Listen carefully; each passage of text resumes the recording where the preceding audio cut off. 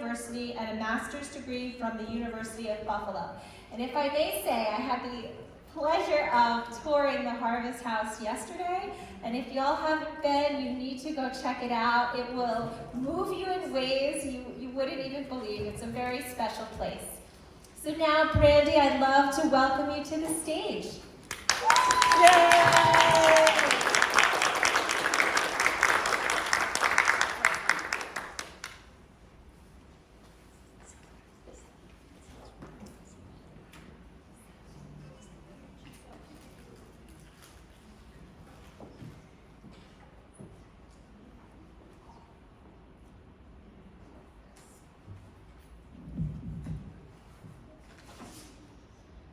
Good afternoon, everyone. It is an honor to be with you all and to speak about something that is very near and dear to my heart. Even as a young child living in Los Angeles, I understood the importance of health equity. At the time, however, I did not know the definition. I could only describe how a lack of health care led to people close to me dying young, and how their lives and circumstances contributed to that. As an adult, working at Harvest House has not only allowed me to articulate the importance of that, but to work alongside a team of dedicated individuals to show the impact of true health equity in community. For more than 30 years, Harvest House has invested in working with the greater community to build and facilitate person-centered solutions that have a positive impact on health, well-being, and quality of life. To help marginalized communities become self-sufficient and thrive. Our greatest vision is to help inform others about the importance of true health equity, and hopefully to help achieve that for every marginalized neighborhood. So that was a lot of words to throw at you. So let me expand on the work that we do. Harvest House is located on the east side of Buffalo. Many of you know the area because of the Tops Massacre. You may even recognize these names: Ruth Whitfield, Robert Drury, Aaron Salter, Hayward Patterson, Pearl Young, Geraldine Talley, Celestine Cheney, Catherine Massey, Margaret Morrison, and Andre McNeil. But there were friends, families, community members, and countless others who were directly and indirectly affected by the events that happened that day. That's the community that we serve. Harvest House is largely on the east side and an African American community that has limited resources when it comes to meeting basic needs. Most of the people that we serve are people of color, mostly single female-headed household, and mostly living at or below the poverty level. But what does that mean for health equity and access? It means that 50% of the people that we serve have no health insurance. And the 25% of the people that we serve who do have Medicaid can't afford their co-pays. 20% of that population goes to the emergency room for non-medical emergencies. And on a greater scale, these numbers contribute to the 61.4% of premature deaths and high infant mortality rates in the Black community in Erie County. Because of this knowledge, Harvest House functions under a trauma-informed leadership and social determinants of health model. This means that first and foremost, the people that we serve in this community comes first. The work that we do and the services that we provide not only are collaborating with the community, but are built in a way to help them heal and to empower them as well. We are actively working to hear and understand the needs and circumstances that have left them marginalized and help them to build solutions to inform change. And this is where the social determinants of health come in. Social determinants of health, if you didn't know, are all the things that a person needs to thrive in life. Those are access to quality education, access to quality health care, economic stability, social and community context, and neighborhood and built environment. But how does that relate to health care? All of these factors influence health outcomes. Within Harvest House, we have an education center, housing programs, free medical and dental services, a partnering mental health service, and a baby and children's ministry where people can get free clothes for their children.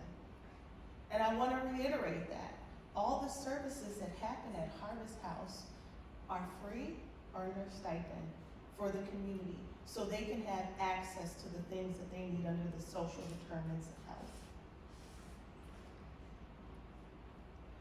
Wrapped around that is our community navigators and our trauma team, who work to provide access and support for barriers and help them heal inside and out. I want to take a moment to acknowledge our CEO, Carol Murphy, and outreach specialist, Tiffany White, as part of that team. Staff, students, partners, and volunteers are all trained first and foremost in trauma-informed care to be able to provide support and linkage to patrons, and also to provide service with dignity. From there, our team works collectively alongside 25 other community partners to assure that a person coming in can have most, if not all, of their needs met through the social determinants of health in one place.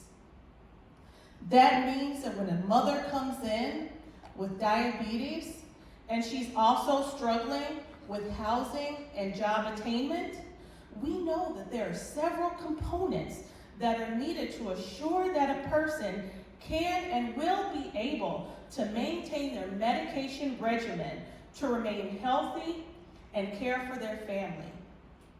And in turn, alongside caring for their family, they'll also be able to contribute to their community, to the economy, and also break the cycle of violence for themselves and their family. Healthcare goes beyond insurance. For us, it is understood that caring for people and the whole person is important in healthcare, and not just its parts. I want to share a Harvest House story with you that highlights a little bit what I mean. So on one of our medical days, Kaylee McDonald over here, she is our diligent medical clinical coordinator. She called me and she asked for the trauma team to come over to the medical clinic because there was a woman there and she was screaming and hysterical. So we took her to our healing space within our building, and we helped her calm down, and we talked to her about what she needed. She informed us that she is a mother of two, and she's in a domestic violence situation. As we were talking with her, we also saw that she had been beaten, and a couple of her teeth were loose in her mouth. So that day, she not only received medical care and dental care, But she also shared with us that she wanted to escape her abuser. So we connected her with our housing team, who connected her to a domestic violence shelter. But that wasn't the last that we saw of her. She continued to work with us. And now, she is living in her home, free from her abuser, thanks to the support of our housing team. And she has a job where she's making $30 per hour. Let me take that back, a career that she actually loves, where she's making $30 an hour. Because of the support that she got from our workforce development program at New Hope. And in addition to that, through our partner, Operation Hope, she was given the financial tools that she needed to be able to financially secure her finances for herself and her children for the future. This is health equity. And it is not just achieved within our building. Many countless others outside of our partners and from across Western New York who believe in our vision, give to this community through donations, volunteerism, and support daily. They know, like you, that health equity cannot be achieved in a vacuum. It takes intention and collective action. Your voice is significant, and your actions make a difference, whether it be through donating and volunteering or through education and learning and voting on health access. I truly believe that if we collectively move forward towards this goal, holistic healthcare access for all can be achieved. Thank you.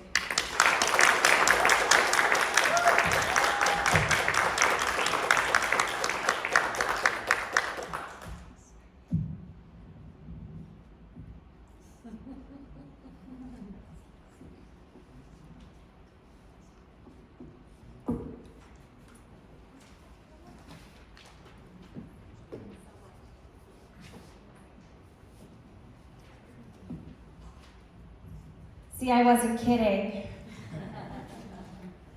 Thank you so much, Brandy.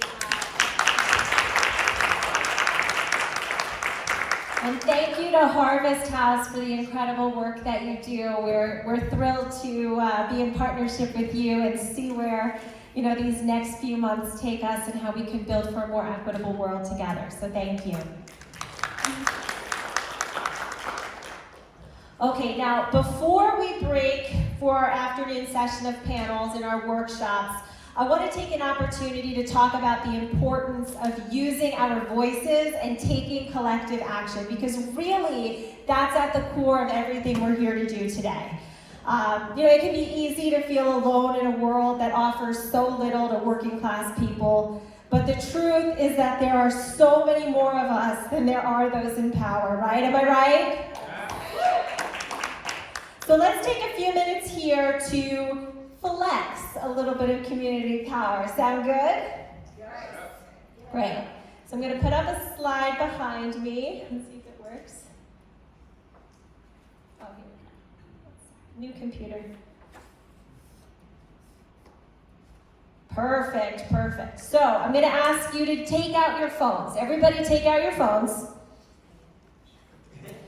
This morning we heard a lot about the social determinants of health and structural racism inherent in our healthcare system. We'll continue to hear about that throughout the afternoon.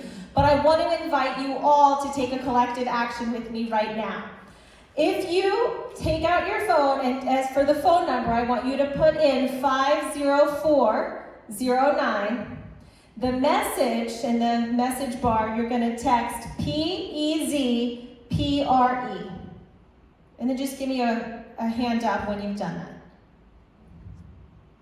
And you're going to get a text back. And they're going to ask you if you want to send a letter to your state senator, your state assembly person, and the governor of New York, asking them, there's a whole letter there, you can read it, but I'll give you a quick summary. Essentially, it talks about the health inequities in our system, the structural racism standing in the way, and it invites them to become a champion of the New York Health Act, which would mitigate so much of it. So if we do that right now, you probably, if you've never used this tool before, they might ask you a couple of questions. They might ask you to put in your zip code.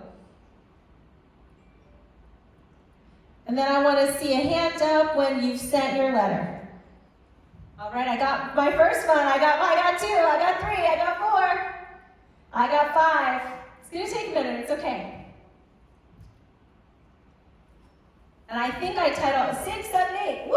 We're cooking now. Cooking with gas, as they say. We've got 10. We've got 11, 12.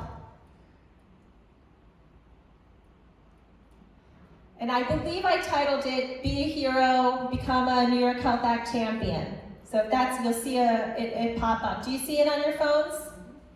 Most of you? I got another one. All right, so there we go. Oh, now we're cooking, here we go. How many more folks still working? Do you need help? If you need help, raise your hand and we'll send someone to help you. Ursula, can I bother you to help someone? Keep your hands up if you need help. We've got 2. Doug, you want to go back and help them? Oh, Alice has got it. Okay, great. Now, was that hard? Was that hard? Was it easy? Easy peasy, Greg? Easy peasy, that's what I love to hear. Now, there's about 40 of us, 43, 44 of us in this room right now. We all just took a collective action. So I want everyone to give each other and ourselves a big round of applause. See, we can individually take 10 actions or 40 actions, right? If I took 40 actions, I'd be pretty tired, right? Would I be tired? Maybe. I got a lot of energy, but I'd probably be pretty tired. But see how much time that took for 40 of us to take one action and have the same impact? Pretty amazing. All right, so once we're done, it looks like 2 folks are working in the back, but I want to invite everybody up to the stage. I would like to take a group picture to commemorate our success in taking a community action today. It's okay, I know we just got up and had lunch, but we're going to ask you to get up one more time, stretch the old legs, and come around to the stage. Come on, come on. Come on. We're going to come up, we're going to take a picture. Community picture to commemorate. You can stay up here with me. You want to say hi? I think, what do you think, like around, I mean, some people can come up, but I think like around the banner, maybe? Yeah. You want to help, we got to do kind of quick, because we're running out.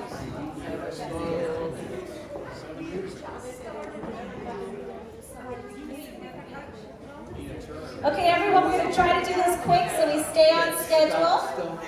Let's ask folks to come on both sides. Where's Doug? Doug.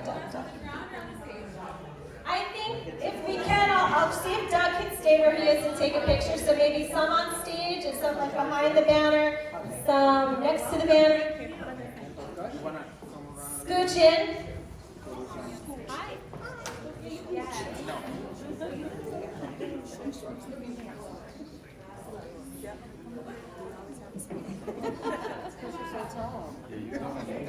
Doug, I'm going to ask you to take a picture. You might want to stay where you are to get everybody in. I think they might be trying to keep the banner here. Let's scooch down a little bit. Yeah. We can get some more folks on this side. Do you want to come? Ursula, you want to come around? Carrie. Perfect. Everybody in, so that nobody out. Wait, guys, can we slide down just a little bit? Oh, All right. Everybody on this side. Health justice for all. health justice. All right, there we go. We got it. Collective There action. we All right. go. Well done, well done. Round of applause. Well done. Yeah. What, honey?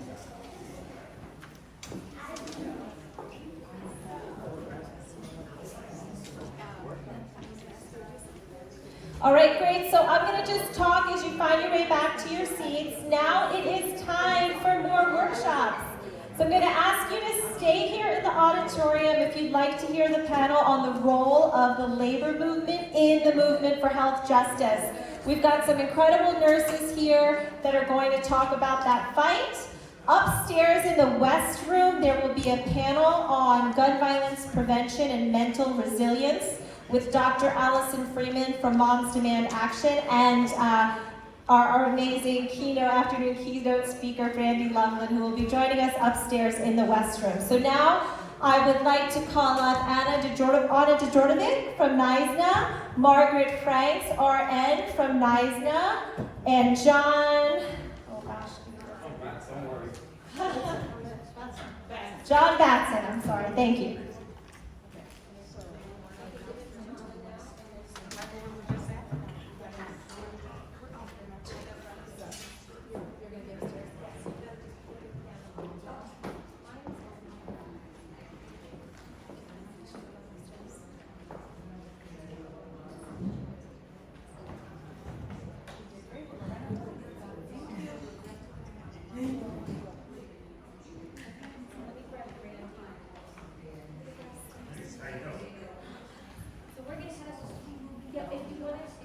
Please enjoy some NISNA art from our fabulous designers in-house.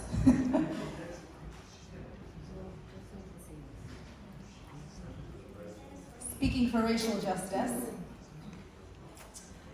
So NISNA presents Racial Justice, the New York Health Act, and the role of labor in the movement for health justice. Good afternoon, everyone. My name is Anna.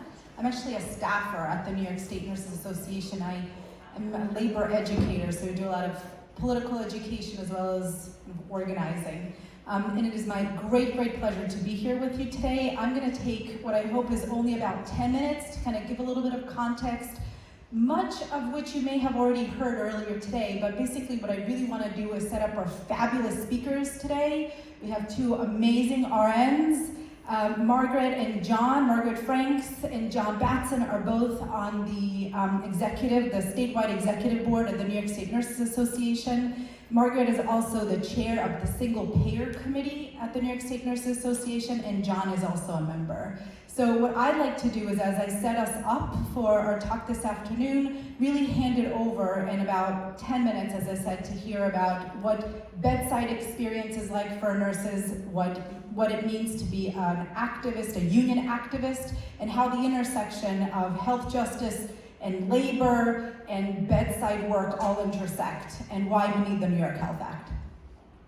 So I like to start any presentation I do on health justice with this powerful quote. I'm not sure it came up today, but injustice in healthcare is the most shocking and inhumane in the energy that this photo brings, right? The illustrious Dr. Martin Luther King Jr., of course. But I also like to add Fannie Lou Hamer's "I'm sick and tired of being sick and tired," because I love kind of the beautiful and tragic alliteration and the poetic, feeling of this of this saying, and the idea that she is so sick, right, that she's going to join the movement and do something with it. So this feels to me like the first step before you go into action, which is what we're all about.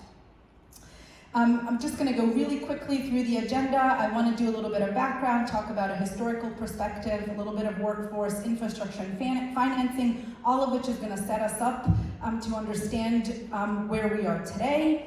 And then after we hear from Margaret and John, we'll talk a little about fighting back solutions, and of course throughout we'll make connections with labor, race, and healthcare.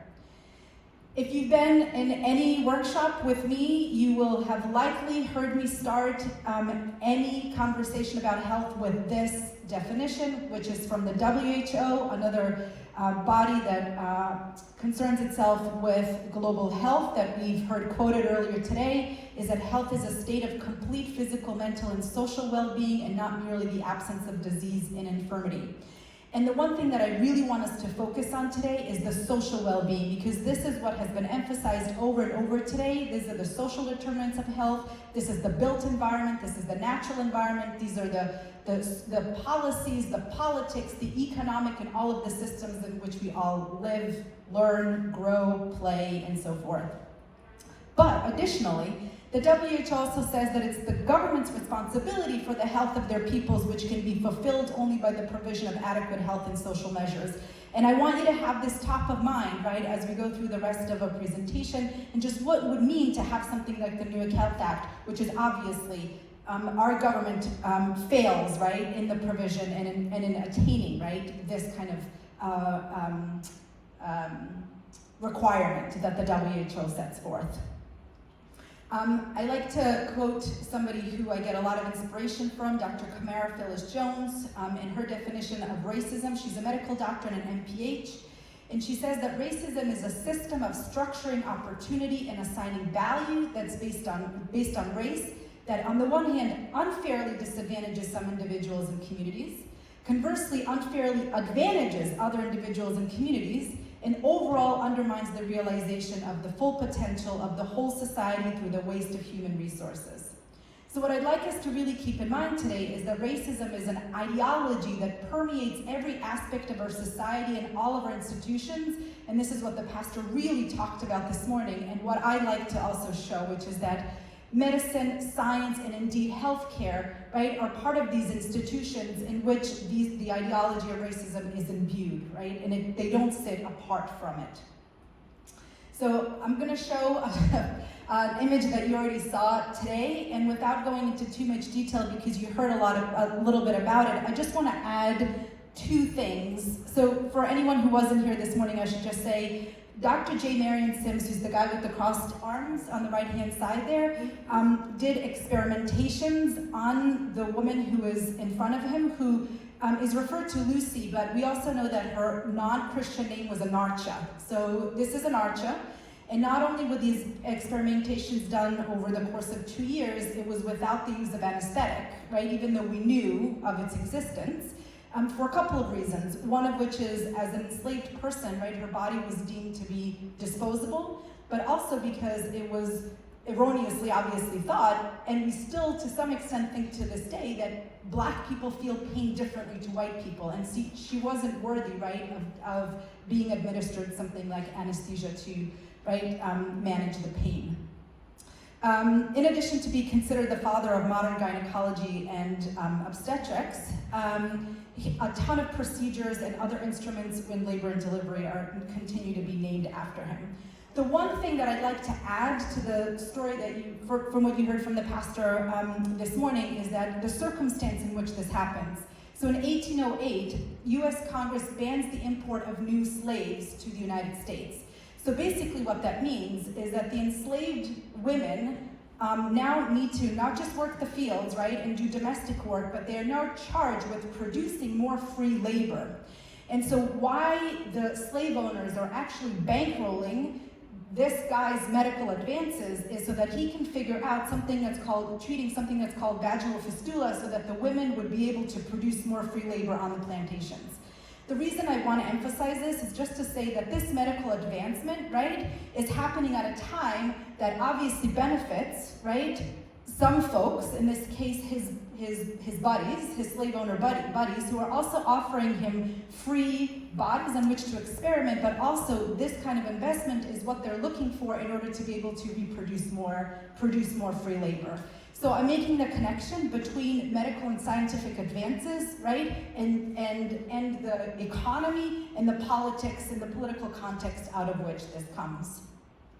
I don't know if you can read this, but these are just some more examples in which both medicine and science are used to justify discrimination, racism, and other kinds of ways of, right, on a hierarchy, valuing, categorizing and valuing, folks with different backgrounds. So these are two definitions of what scientific and medical racism are, and I won't dwell on them, but they're there for you to take a look. Because I want to move over to I know somebody was taking a picture, so I just want to make sure that you get your snapshot. I want to just make a comment about the workforce. This is, again, I'm talking about the American context, I'm talking about kind of the origin When we talk about doctors, they tend to be male. The nurses, as you can see in the picture below, tend to be white, right? And in the third picture you see, there's a woman of color, a wet nurse.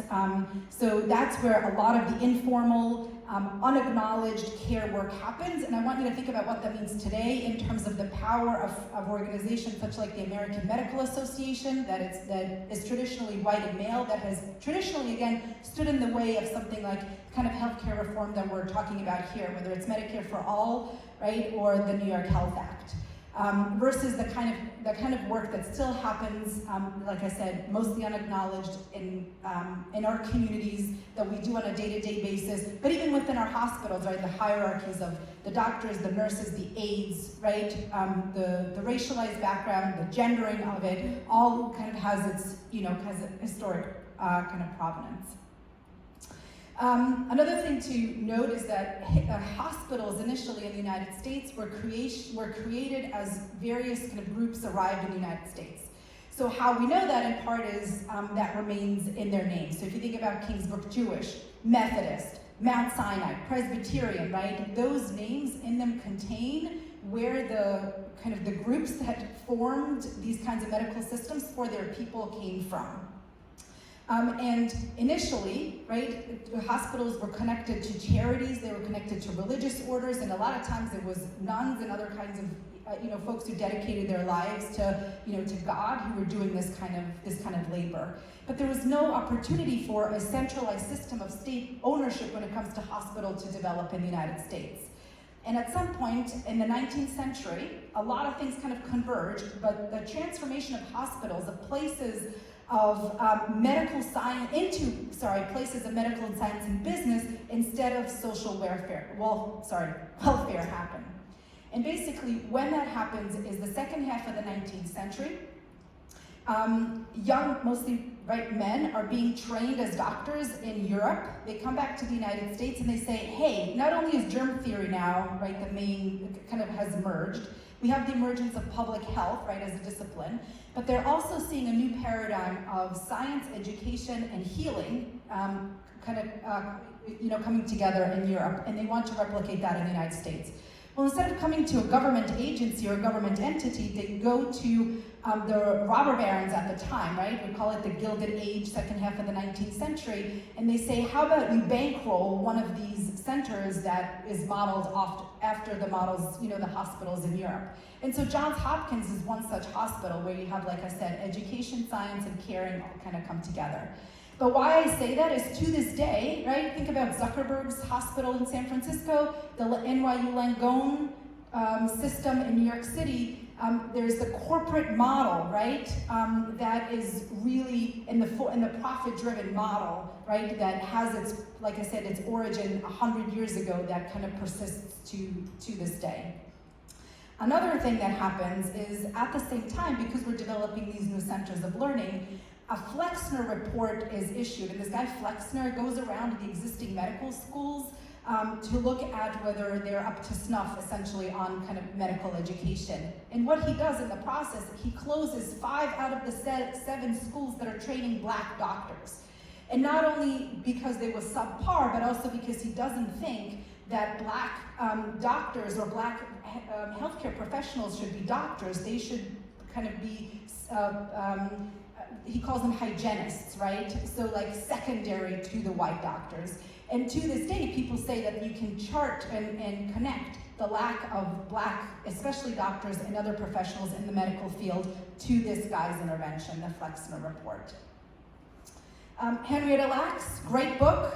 If you haven't read about her life, she goes to said hospital, the Johns Hopkins, for treatment, and the doctors are totally fascinated because what they find are these reproducing cells and tumors that her body is riddled with. Without her consent, they harvest these cells.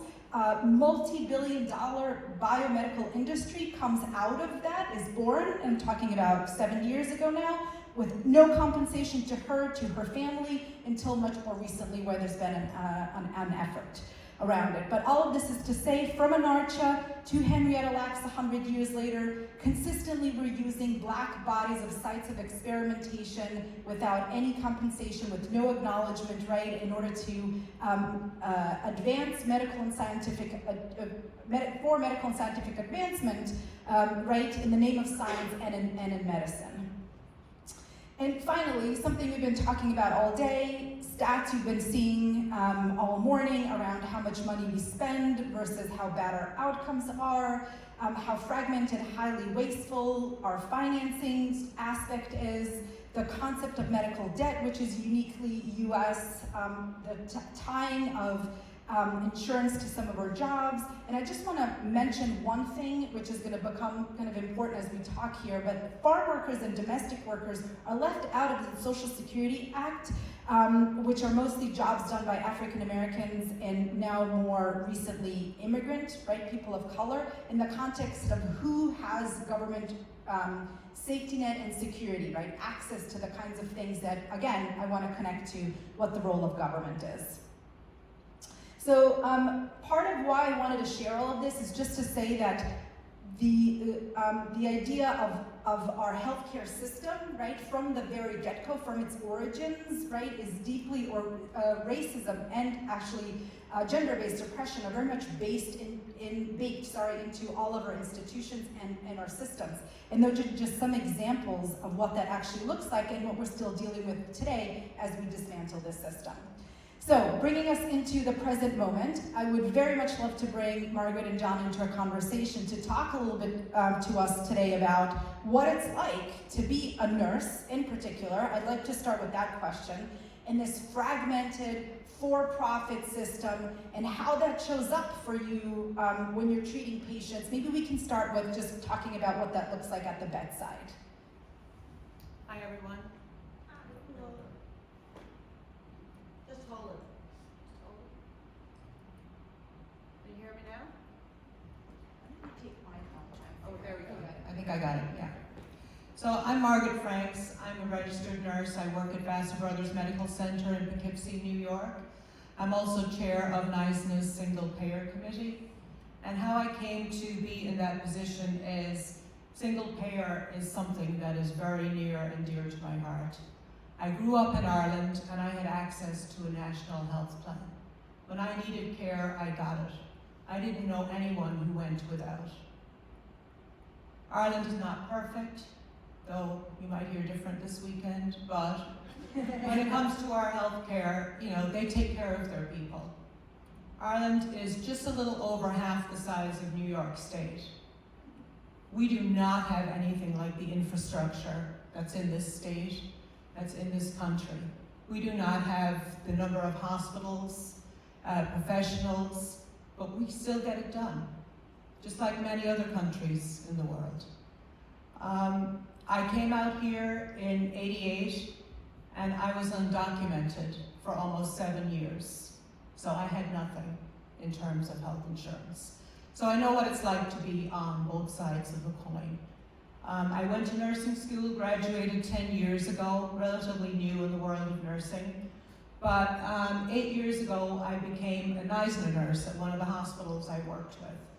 And suddenly, my family went from paying $900 a month to keep the 4 of us covered to paying $0 for health insurance. So that's what being in the labor movement has done for me with regards to health insurance. I have access to pretty much whatever I need, and so does my family. Now, next year, my daughter is going to turn 26. So she's going to be kicked out of the family plan. So I tell her she has a year to get her act together and find a job that's going to cover her the way that she has become accustomed to. Just because you're insured in this state does not mean you are covered.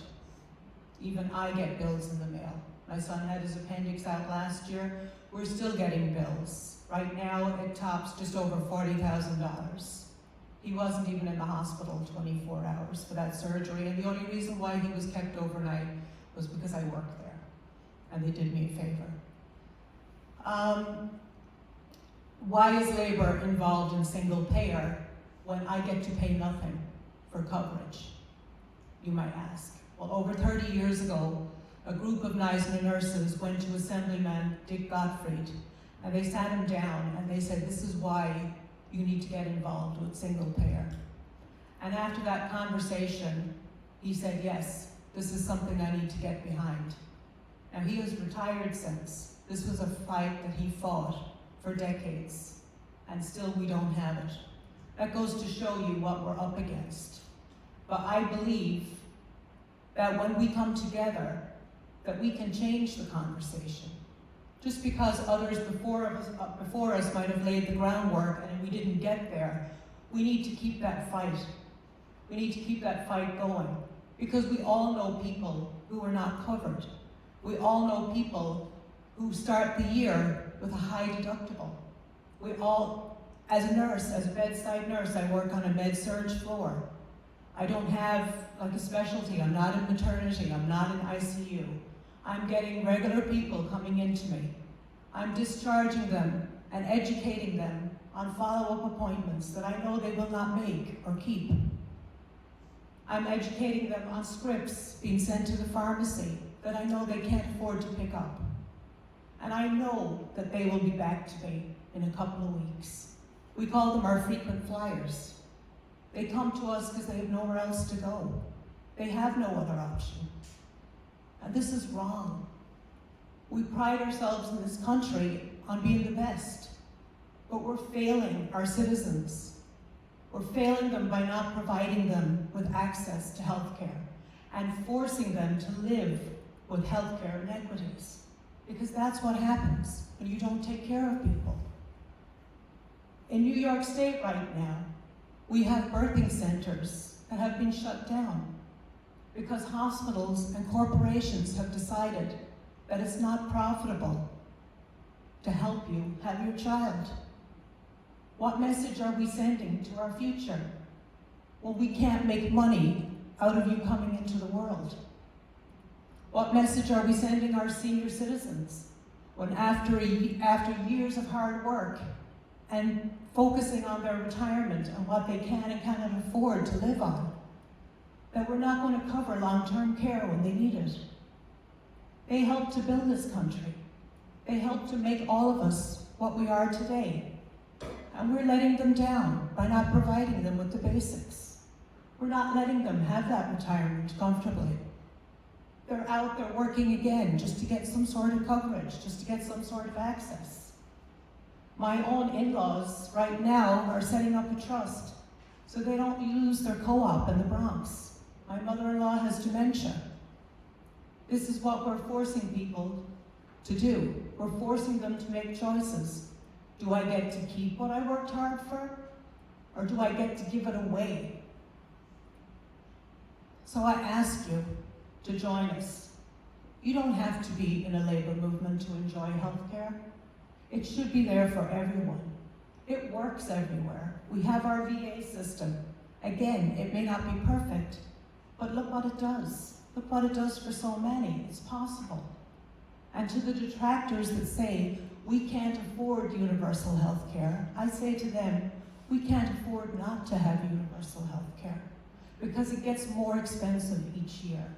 And I'm tired of seeing the same people coming in and telling me what they can't do because they don't have access. We're so much better than this. And so I ask you all to join us in this fight and to help us get this passed. Thank you.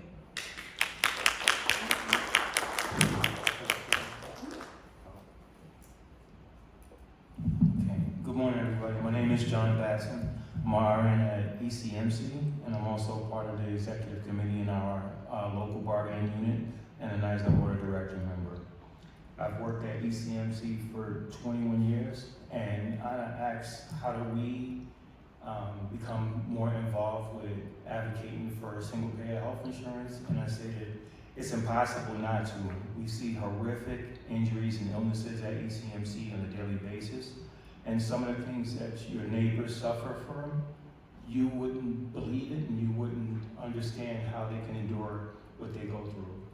One of the patients I took care of this week, her name was Patty for her first name without giving out any other information, but she was a woman who left her home and she went to the Tops Market on Elmwood Avenue, And it said in her report that she stayed there for 8 hours while asking for a ride home from strangers. The top staff became aware that she was outside asking for a ride, and they called the Buffalo police. After the Buffalo police arrived, she was unable to get into their car, so they called an ambulance. That ambulance brought her to ECMC, where they diagnosed her with illness that required her to need ICU care. She had a historical record of illnesses for which she didn't take any of her medications, and that was apparent. And when you spoke to her, she just said that she couldn't afford it. She left her home to go to TOPS to get whatever she could for that day and then go home, but home didn't happen. She's still currently in the hospital. As we went through her belongings, we emptied her personal bag to tally her personal effects, and there were maggots dropping out of the bag and onto the floor. The staff, my coworkers, picked up maggots off the floor and put them in disposable bags to get rid of them. But her presentation is not uncommon. We have people who come in urine soaked, fecal stained and soiled and infested with bugs and parasites. And that shouldn't be acceptable, and it shouldn't happen in a state like New York, and it shouldn't happen here in Buffalo. The people that present to ECMC are all of our neighbors. It doesn't matter if you live in Buffalo, Cheektowaga, Clarence, Orchard Park, Amherst, or anywhere. These 8 counties of Western New York are all served by ECMC, and we should all be invested in caring for our neighbors. Can I ask a question? Yeah, keep it up. So ECMC, for anyone who's not from around here, like myself, Erie County Medical Center. Yeah. Is there something you can say about Erie County that is sort of its characteristics and maybe connected to healthcare reform that we're fighting for? Sure. I was going to say that ECMC, this is a blue collar town. Everyone here knows that, and this is a working person's city. I was going to say I came with a lot of other things to mention, but I was struck by Ebony and Shannon earlier. For those who weren't here, they described birthing experiences. Ebony said she experienced 2 horrific birthing experiences while at local hospitals, and Shannon also experienced a horrible birthing experience.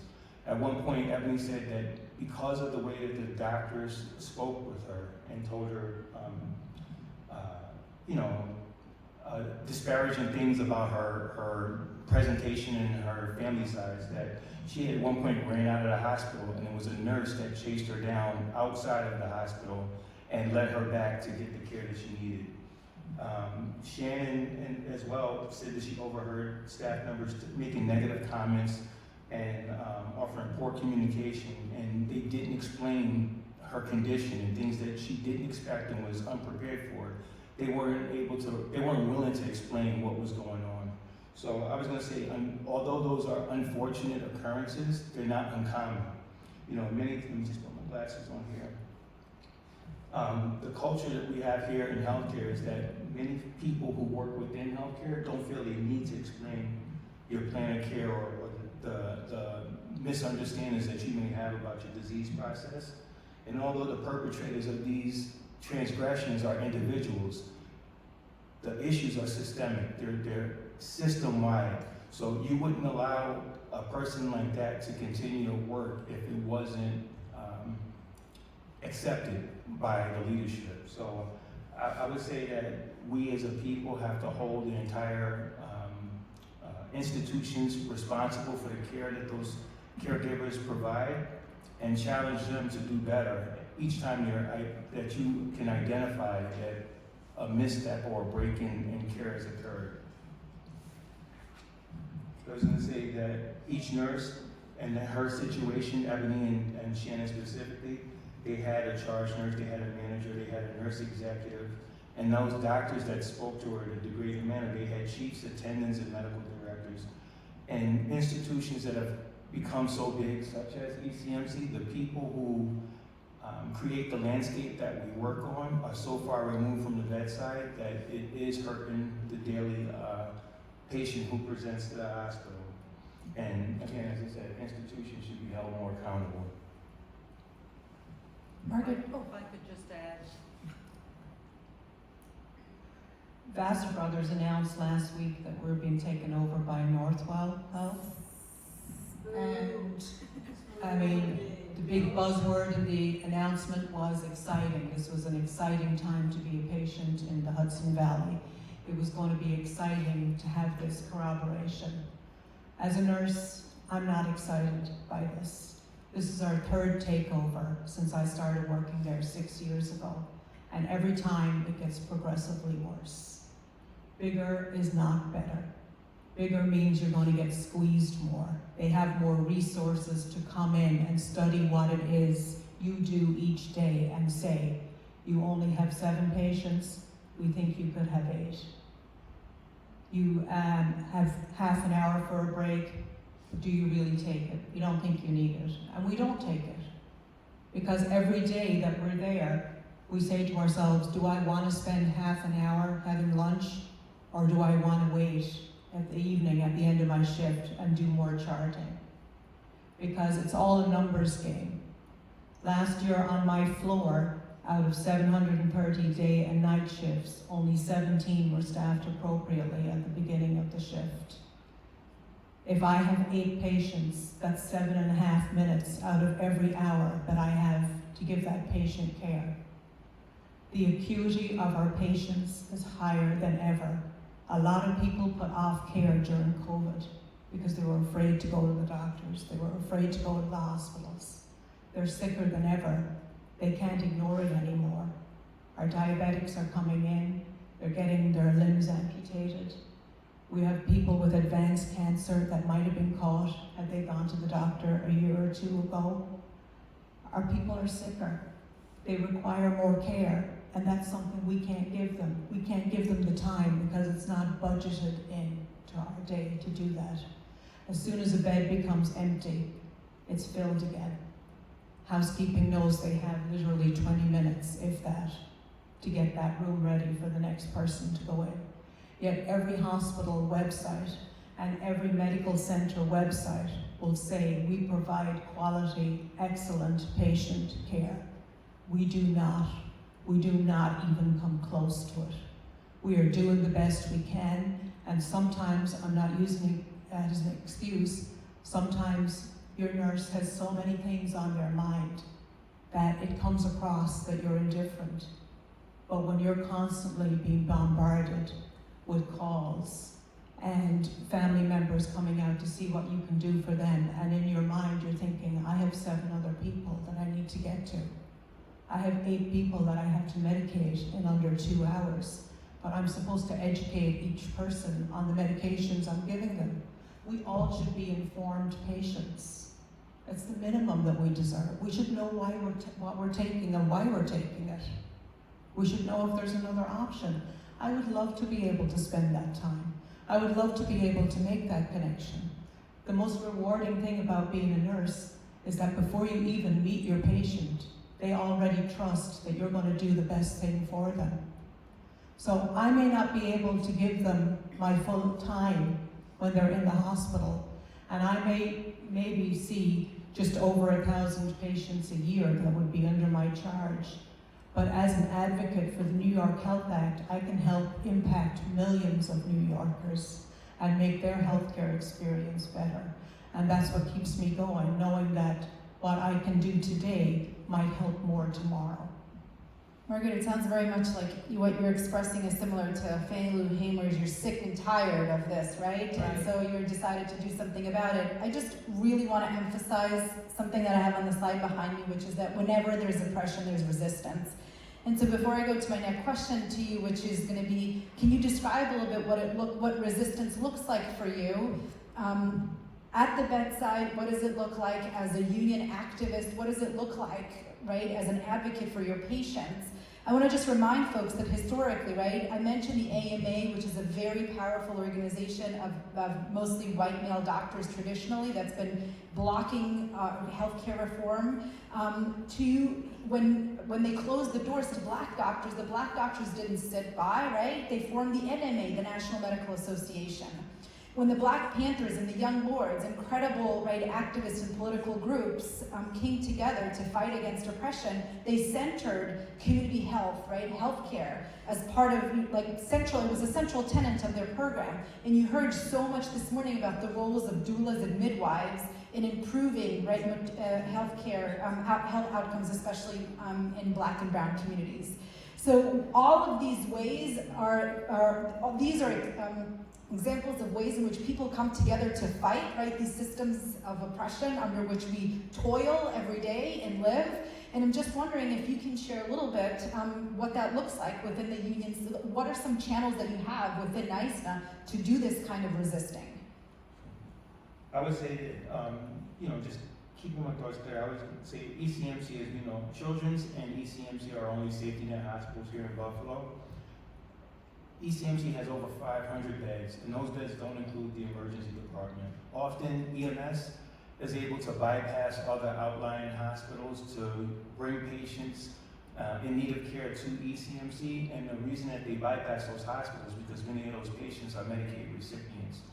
And by saying that, ECMC is only reimbursed 70% of the chargeable rate for whatever medical care that they're administering to that person versus someone else at a Collider or a Catholic facility. You factor the fact that those people are diverted to ECMC with other people who arrive for traumas, medical emergencies that include burns, and others who use the ED for primary care. You have a recipe for disaster, more or less, where all of these people are in need of care and you're all frustrated because we can't move anyone. When the things that are unique for West New York even includes the fact that when you issue a code blue and it's cold outside, you have homeless people who come to the hospital because they don't feel safe in the shelter. And now the nurses are charged with moving these people through the ED and up to the other floors. And I was going to say that depending on your position, you may require a larger team of caregivers. We have the nurses themselves deal with things like language barriers. There's people who speak English as a second language. Some are illiterate, they suffer with dyslexia. And then there's other cultural differences that also complicate the patient and provider experience. Nurses themselves, they deal with threats of violence, they deal with actual physical violence. All of us that are nurses have known, if we haven't ourselves experienced violence against us. We deal with heavy workloads, and then there's also the burnout from things like death and dying. There is no spiritual support for a nurse who may be your nurse, as well as Margaret said, for 7 other people. But you have a patient next door that died and someone put their call light on, and you have to put the face on of a brave person and walk in that room and pretend nothing is wrong, when you knew that maybe that person next door that died didn't have to die. Had they gotten the care that they needed before they came to the hospital, had we had single-payer insurance where they were able to get insurance and treat their chronic illnesses before they came to this, we would be in a much better place, and those interactions would be much, much better and more fulfilling. A nurse doesn't live on, hoping that someone dies. Your success is seeing a person progress. And if your progression includes, unfortunately, death, we want you to die with dignity. We want to be there with you. We want to share that time. People shouldn't die alone, but unfortunately, in many cases, because we're overworked and overwhelmed, they do die alone. And this is a reason why we have a common interest to find a common good and advocate for a single health payer insurance in New York State, because by doing this, we would spread the need for care, the provision of care out, and these hospitals wouldn't need to be bypassed in the future. The person that has a hospital choice, whether it be Buffalo General or Sisters Hospital or Suburban, can go there and get the care that they needed if they were insured, because they wouldn't be pushed away for lack thereof of good insurance. So I think that instead of hospitals creating programs to attract commercial insurance, they should invest in people and invest in providing quality care. And every patient should be a VIP. You read commercials, we all see the commercials to go where the bills go, which is ECMC. Each of us should be treated like a Buffalo Bill and get the care that they would get, because we all deserve it. Right on. And Margaret, did you want to also just touch on how your work is possible through the union and the single payer committee? Is that a good channel for doing the education and advocacy you spent some time in Albany recently. I spent some, we had our lobby day and we got to meet with the legislators. We met with Senator Rivera, who's helping to sponsor the bill, and Assemblywoman Amy Pauling. So when nurses come into the room, people tend to listen because we're the voice of conscience. We don't have to do this, but it's literally part of why we do it, because we want to help people. We want to make sure they have a good outcome. We know what good health looks like, and we know what it looks like when it goes wrong or when you can't have it. There's no parent out here that would willingly deny their child access to good health care to make sure that they grow up into a fully functioning person of society. We have a problem, and nurses know it, and nurses are highlighting it. You saw when the nurses went on strike down in the city, they were striking for staffing levels. And why? Because they want to be able to provide the kind of care they know they can provide. And you can't do that if you're overworked and overwhelmed. The industry will tell you that you have a nursing shortage in this country. You hear it all the time. We hear it from our legislators. My hospital last year hired 158 nurses and 134 left. That is not a shortage of nurses. That is a retention problem because they do not want to come in and be worked in those conditions. And that's what corporations are telling them. We need to make more profit. Nurses are too expensive. Techs are too expensive. Why should we have a secretary for every floor when the nurse can pick up the phone and answer it? So we are being squeezed, so each takeover squeezes you even more because you have all these experts who are so far removed from the bedside. They don't know what they're talking about. They don't walk in our shoes. They don't even have to interact with patients. Because if they did, they may think about changing it, because those patients would let them have it. Instead, we bear the brunt of that interaction. We're the ones they hold responsible. Why weren't you here when I needed you? Thanks, Margaret. I just want to say we're so lucky to work and be members of a social justice union, right, that fights for the rights and dignity of our workers, but so much more, right, for our patients and our communities. And something like health justice and the New York Health Act are front and center in terms of, the things that we are absolutely 100% like front and center when we do these kinds of advocacy demands and education in our communities. I want to just, as a reminder, I have this is a title from The Atlantic about the fight for healthcare has always been about civil rights. A reminder to all that both Medicare and Medicaid are two public programs come out of the civil rights movement. And both of those public programs are very much an issue of racial justice. And in any society, 80% of healthcare is for what in our society would be the patients of Medicare and Medicaid. So the impoverished, the old, folks who need long-term care. So I just want to ask, and you've been hearing this all day, right? But the other 20%, those of us who are younger, those who are healthier, those of us who work, right? Our money is being siphoned off instead of added to the single pool, which again we pay for through our tax money, right? To take care of obviously folks who are most vulnerable and need care the most. So I'm going to put this as a solution for you to kind of contemplate as you also may be thinking about your questions for Margaret and for John. If you have questions, what it's like to be a healthcare provider and a union activist, to both experience what it's like at the bedside to work in this tiered, unfair, unjust system and what we're doing to rectify it, and how unions are or aren't helpful in this fight for health justice. We're happy to take questions from the audience. Oh, two at the front. Can I actually go to one to the back and then I'll come to the front? If you can tell me your name, please, and if you have an affiliation or anything else, like what brings you here today, and then ask your question kindly. Hi, my name is Beverly, welcome. Yes, and I am part of the League of Women Voters here. League of Women Voters. Woohoo! Thanks for being here. Okay, first of all, ECMC. I remember ECMC, which is the Erie County Hospital Medical Center, was a county hospital.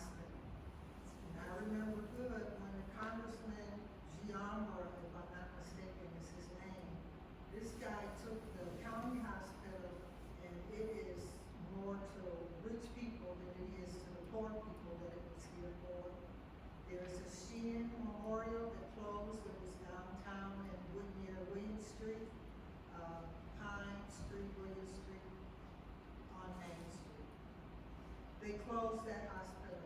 There's majority poor black people, poor people in the city. They closed that hospital. The Miller Fillmore Hospital that was on Delaware, they closed that hospital. So they forced people to go to Miller Fillmore Suburban, Sisters of Charity. So, Beverly, you just have 5 minutes. Do you have a question?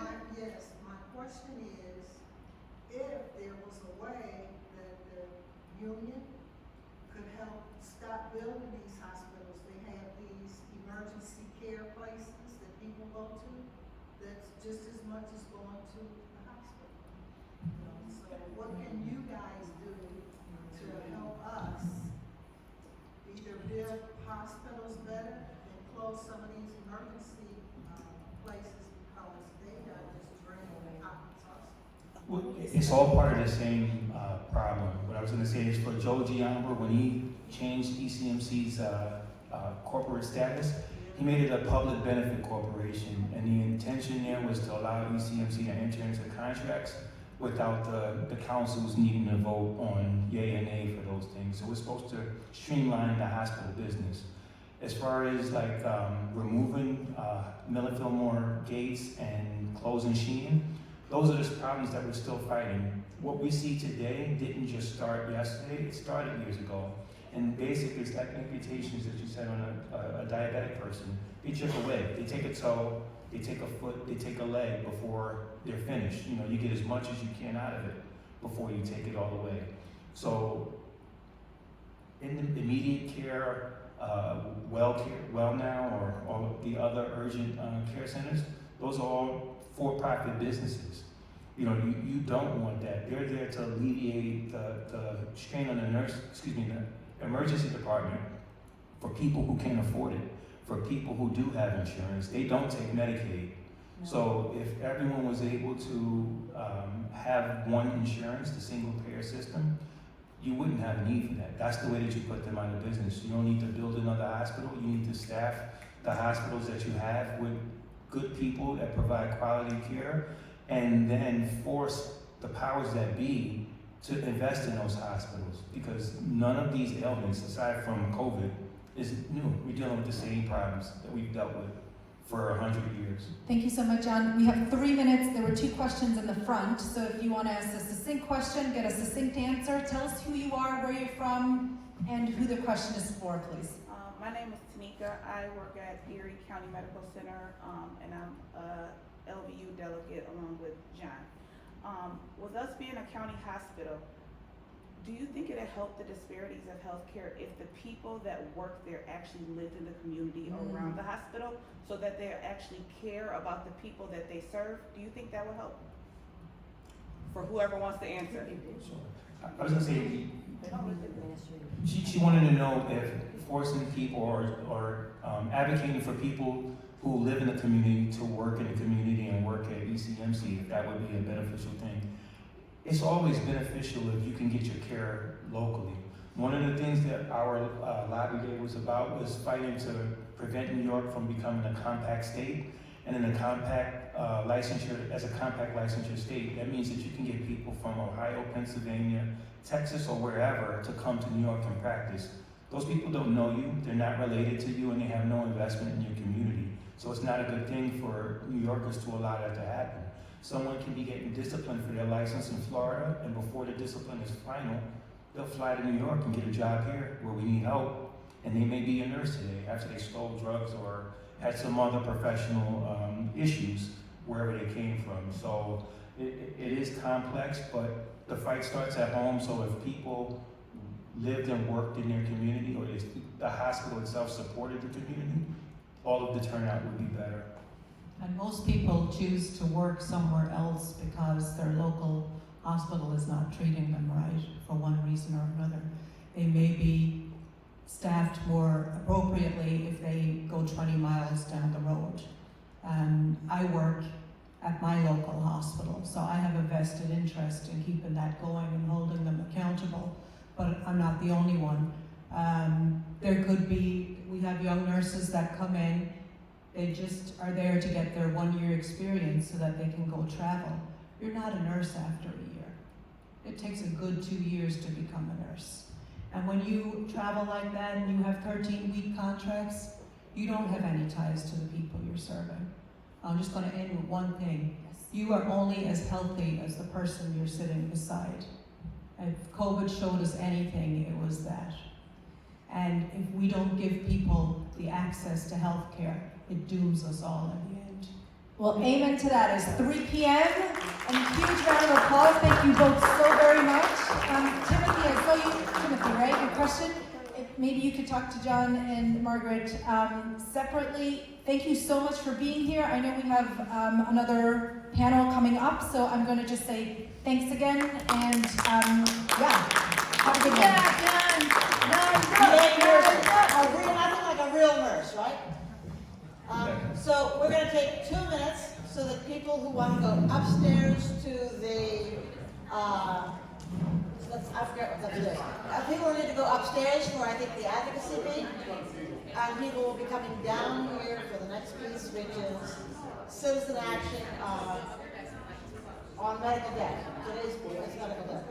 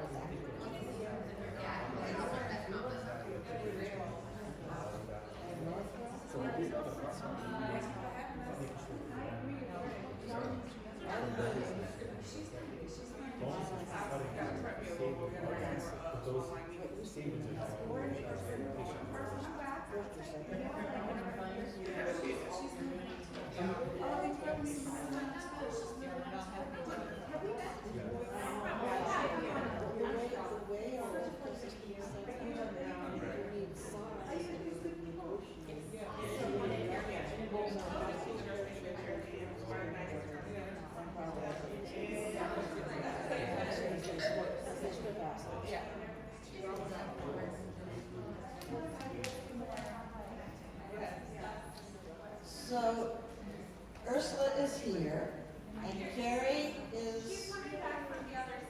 Okay, good. Ursula, let me know when she arrives, so that, and you may want to come up here. So. I didn't catch me for mine. Oh my goodness, where you go? You? Oh. Really great panel. There was a great one. Really great panel. Can we pull up the slides? Yes. I think I pulled them up for you already. Oh, thank you. I don't know why. It's not showing. I just want to put my information down. Got a lot of information.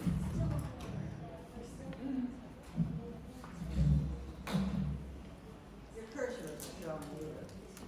Uh-oh. Oh, look at that. It's perfectly right there. Hi, Peter. Yeah, it's still going. Say it again. It's probably still Are going. you checking? No. Okay. You did a good job. You talk very fast though. I know, I'm sorry. Yeah, you're sometimes too fast for my computer back I'm there. sorry. But yeah, I support the nurses. I really. My wife is a nurse. My mother was a nurse, so I understand. Lots of nurses. Yeah. My grandma was a nurse too. Yeah. So I understand. I understand a lot of We'll find it. We're lot gonna of find practice it. the nurses have to take. Let's put it that way. Thank you so It's much my for being here eyesight today. I too. really appreciate it. Okay. Yeah, So yeah. you're right. I'm a retired social worker, so Okay. yeah, we're kind of. Yeah. Okay, I give you a hug? Yeah. I'll give you I'm a hugger. Yeah. And that's what I couldn't find. And we'll get through this together. Yeah. Yeah, Yeah, maybe. Not touch screen. yeah. No, But it's, we will. yeah. Oh, there you go. I said it. But Good to no, meet you, I Peter. know, I understand from both sides of this coin. Yeah. Not- You can minimize that, I guess, up there. I feel like this Here, try this. no, I'm glad to see the nurses group coming behind this. in front, they're leading it. Okay. Huh? They're leading it. They're Yeah, in front. oh yeah, they're right in it, you know, Yeah. I mean, they face, social workers too, they Yes. face they face the patient, you know? And those other ones that make the decisions, too, so far removed, So now, they're only looking at I numbers. want to do resolve view. That's exactly right. How do I It's get about the to Right. Slideshow, Only looking at numbers. and then, present. That applies to a lot of industries, so. That's exactly right. Ta-da! Phew, we got it. Oh, slideshow or keep moving, we don't want us to keep I moving. don't want to, so, So it's, present uh, from beginning. no, but then it will do is, you want to move either custom or custom? No, nope. From current slide. No, slideshow from current slide.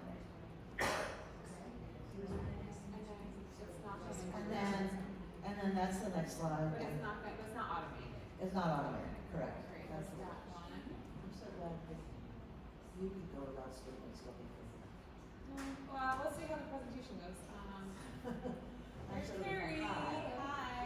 So I'm supposed to introduce you, but I actually think you guys can introduce yourselves just fine. Thank But you. now, Judy, hold on a second. So now, this isn't a slideshow. These are slides. How do I present this? This is a PDF.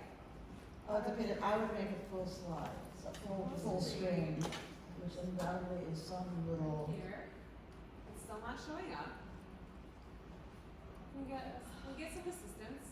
Okay, I can't, my phone is being used to, yes, can you call the library phone number and ask for Thank you Kate? for your presentation. Yeah.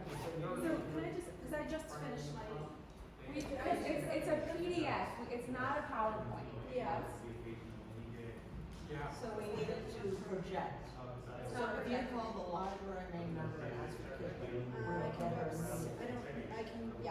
Just call the regular one that's Google the library. They put the files on the computer, but it's not, it doesn't present. It's on the Because she screen. will pick up. This is the medical network. Yeah, my PowerPoint projects. Open.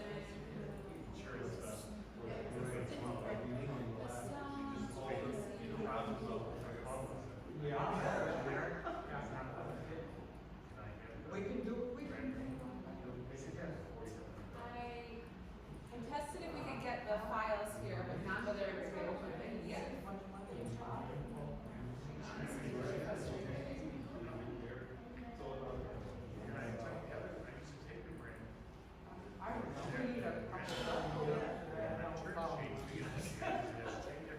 Yeah, that line's going on here, but somehow.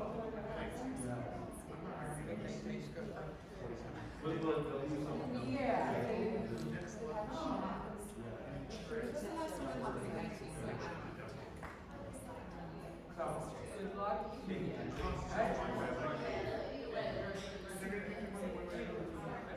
Oh, here we go. Actually, that's my slide, so that means we're gonna do it this way. We're gonna do it kind of raggedy. So like this.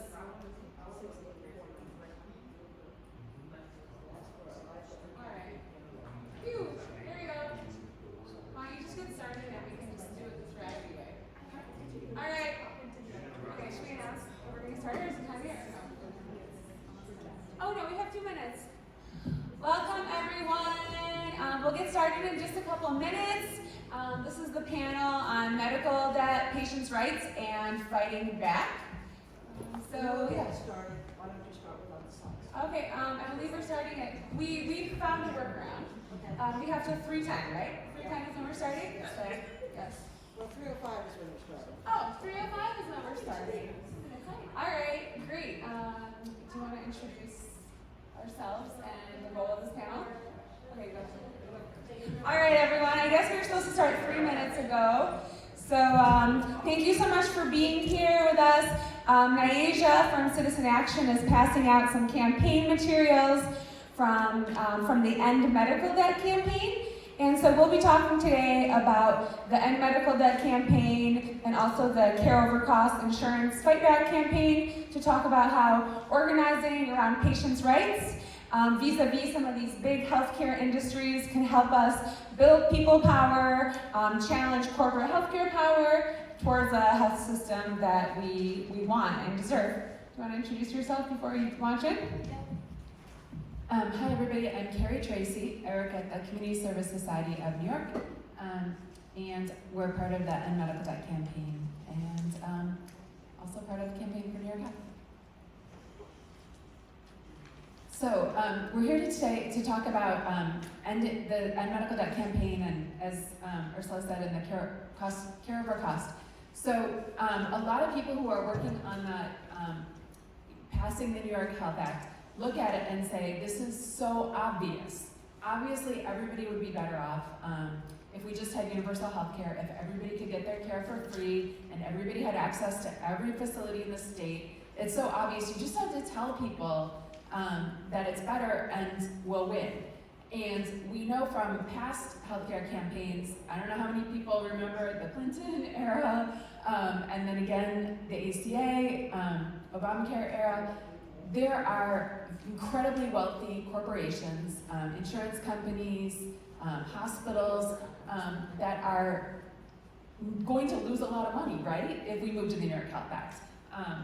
They're going to stop making all these profits off of our healthcare, and they don't like that idea. And in New York State, the most powerful lobby association that spends the most money in Albany is the Hospital Association. And they're pretty much untouchable. Not only do they have so much money, but they also, there's a hospital in every community, right? And everybody's family has been to that hospital. Their kids were born, their grandparents got care, and a lot of people work at hospitals. It's a big part of the community. And so in the past, when we've tried to move healthcare reforms that the hospitals didn't like, it was really hard to get anywhere. And so we know that once the New York Health Act starts gaining more momentum, more people learn about it, we start to have a stronger campaign, that's when the hospitals and the health insurance companies are going to start taking this more seriously and bring in their big guns, right? So one thing that we've learned from working on these campaigns for medical debt is that everybody has a healthcare story, and a lot of people have experiences with medical debt. The existing system is not working for them.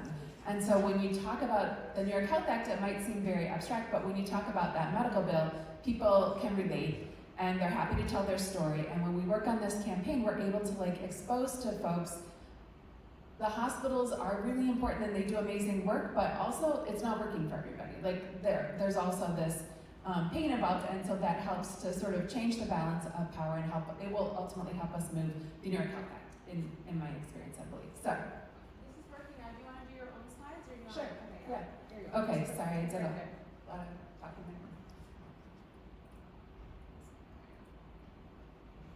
there. Okay, so I'm from the Community Service Society of New York. We're a very old organization based in New York City that works statewide. And we provide direct services to folks related to health insurance. We help people sign up for insurance. We help people use their insurance. If you have insurance and you get that bill and you really don't think you should have gotten it, we help folks work those things out, and we help people who can't get insurance find affordable care. And we do that from our helpline at our office, and then also we work with community-based partners everywhere around the state. A couple of our partners here in Buffalo are the Neighborhood Legal Services, Jericho Road. So we work with community-based organizations that know their own communities that are able to provide help. So through this, we help folks every day, and we learn from these encounters one after another what's working, what's not working in New York's healthcare, and people access to care. So one thing we learned a couple years ago, we look at our data constantly. We record people who come to us and what kinds of issues they're having, and we noticed this huge spike in medical debt cases, starting in between 2018 and 2019. This huge spike. So in New York, we've solved a lot of insurance access problems, right? We cut our insurance uninsured rates in half, but suddenly we see this big spike in medical debt. So we started doing some research. What's happening here? And so we've worked with other groups. So the Urban Institute is this national think tank, and they did this research and they found that 740,000 people in New York have medical debt. And folks, it's not equally spread across the state. Folks in central New York and rural areas, low-income people, people of color, uninsured folks, and people with disabilities are much more likely to have medical debt. Nearly half of the people with medical debt owed more than $500. Many counties that had really high medical debt levels were also counties that had medical debt litigation hotspots. Hospitals in those counties were suing people disproportionately. And 3/4 of the people who have medical debt owed some or all of that debt to hospitals. In Western New York, this report found that medical debt disproportionately affects residents of color and low-income people. And the city of Buffalo has an unusually high rate of residents with medical debt. It's 12.8% compared to a statewide average of 6%. And another Urban Institute report identified Erie County as one of the counties with the greatest racial disparities in medical debt in the state. So communities of color in Erie County have more than twice the share of medical debt as their white counterparts. And we find this slide really kind of brings it home, like we were talking about, a speaker earlier today spoke. So medical debt hits folks according to income level, but also there's a disparate impact by race. So when you look at, in our first column, the first set of three, dark blue, yellow, and light blue, are Black folks in the US, and the far right is white people. So when you look at Black residents at the highest income level, that light grayish blue, 21.5% have medical debt. But when you look at white people, the dark blue column is the lowest income white folks, and they have less medical debt than the highest income Black residents. So this is not just about income, it also has a very strong racial impact. So at my organization, we saw the 64% spike. We thought we need to figure out what's happening here in New York. So one of my colleagues figured out that you can look up online lawsuits by hospitals against their patients. And so started looking and found that some hospitals were suing their patients, hundreds or thousands of their patients. So we wrote this series of reports that looked at, first we found that these nonprofit hospitals, every hospital in New York State is a nonprofit, they're all receiving funding in order to serve people who are uninsured or have Medicaid. $3.6 billion in New York State goes out to hospitals to fund this. And yet some hospitals, not all hospitals, but some hospitals were suing patients. During the pandemic, we looked at it and we saw that hospitals in low-income neighborhoods had closed in the past 20 years. And so the neighborhoods at the highest rates of COVID had lower rates of hospital beds to treat them. So we did this whole series of reports looking at the impact of these lawsuits on patients. And so since we began doing this research, we found that hospitals in New York have sued 80,000 patients between 2015 and now. And that doesn't include all the lawsuits by state-run facilities. We just started looking at, so if there are 5 hospitals in New York that are owned by the state, 3 of them are SUNYs, and one of them is Roswell Park here in Buffalo, and they sue in a different court. The Attorney General represents them, so they sue in a different court, and it's difficult to do the research. But we found that they've been suing disproportionately high numbers of folks, and then nonprofit hospitals are also suing people. So as I said, the SUNY hospitals are extremely litigious, like more so than nonprofit hospitals. They're suing tons of people, and they get a huge share of the state and federal funding for people who are uninsured or have Medicaid goes to these state hospitals. So you can see Roswell Park in 2018 got over $6.6 million in funding to pay for folks who have Medicaid, and uninsured folks, even though they serve a very small number, a very small portion of their patients are uninsured or have Medicaid. And they sued 660 people within 4 years, 5 years. They sued that many people. So they've sued over 660 people since 2019, and when we looked at the cases, you're able to find the zip codes for the folks who are sued. And what we found when we looked at the zip codes was that 9 out of 10 of the cases were filed against patients in communities with a median income under 300% of federal poverty level. So why is 300% important? New York State has a law that says every hospital, every nonprofit hospital, every state hospital in New York that takes this disproportionate share funding, the indigent care pool funding, is required to follow a law that says if somebody's uninsured and their income is below 300% of poverty, you have to offer them financial assistance. That's what all this disproportionate share funding is supposed to cover. So if they were suing somebody whose income is below 300% of poverty, it shows that they didn't properly screen that person, right, to see if they qualified for this financial assistance. So if that was happening here once, twice, sure. But not 88% of the cases were filed against people whose income most likely qualified them for discounts or free care. So when we looked at these lawsuits, most people don't respond. Maybe they don't even know they've been sued or they can't afford a lawyer or whatever, but we found a couple lawsuits where somebody responded, so these are some quotes. Folks say, nobody told me about financial assistance. You know, I told the hospital I couldn't afford it. They didn't tell me I qualified for financial assistance. Instead, I got sued and I can't pay it. Like, I don't have the money. There's no point in suing me. And this is just a map around the state. The stars are where hospitals are located that have sued over 500 patients since 2015. And actually, we need to update this because we found more lawsuits from Roswell, so we'll need to put a star over Buffalo. But you can see that in a lot of places where folks have a lot of medical debt, there are also places where people are being sued.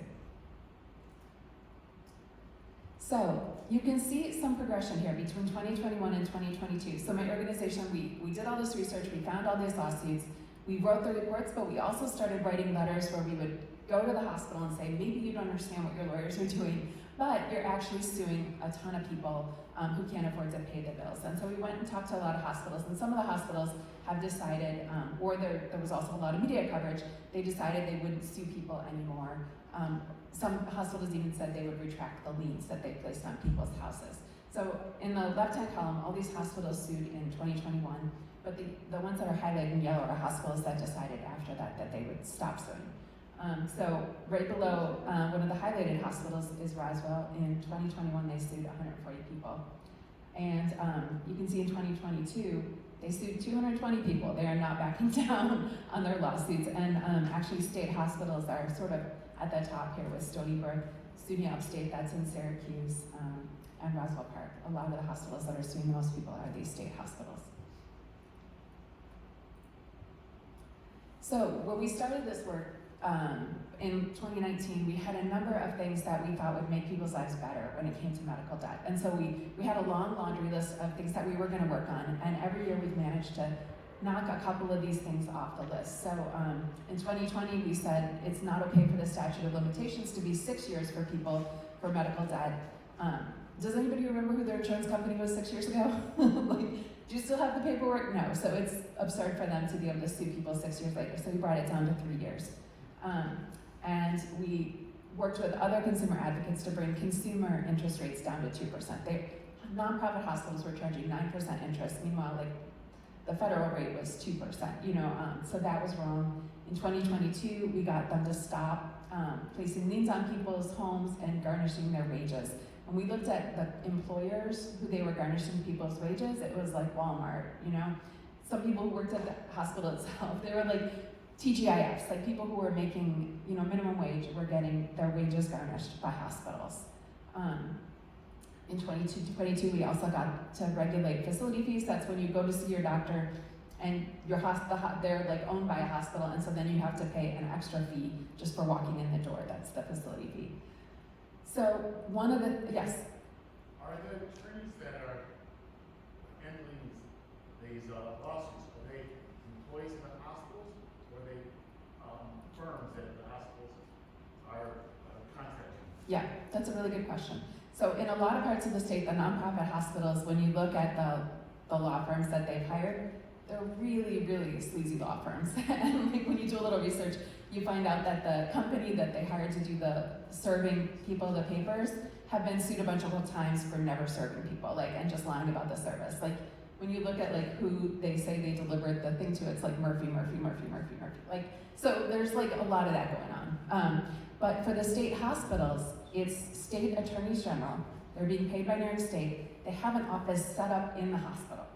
So they're right on campus and they're suing people, and that's their whole job, is suing patients on behalf of the state hospital. So from the beginning, so I work with folks who've been working on trying to get the hospital financial assistance fixed for 20 years, right?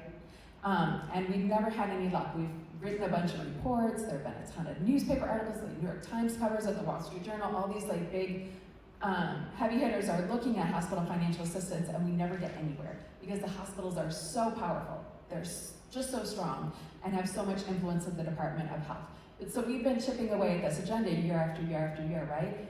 And for many years, the hospitals didn't even bother to like argue with us about hospital financial assistance, right? They were just like, no, we're not doing it. We're not compromising. We're not offering you any like wiggle room. We're just not doing it. And they managed to kill it year after year.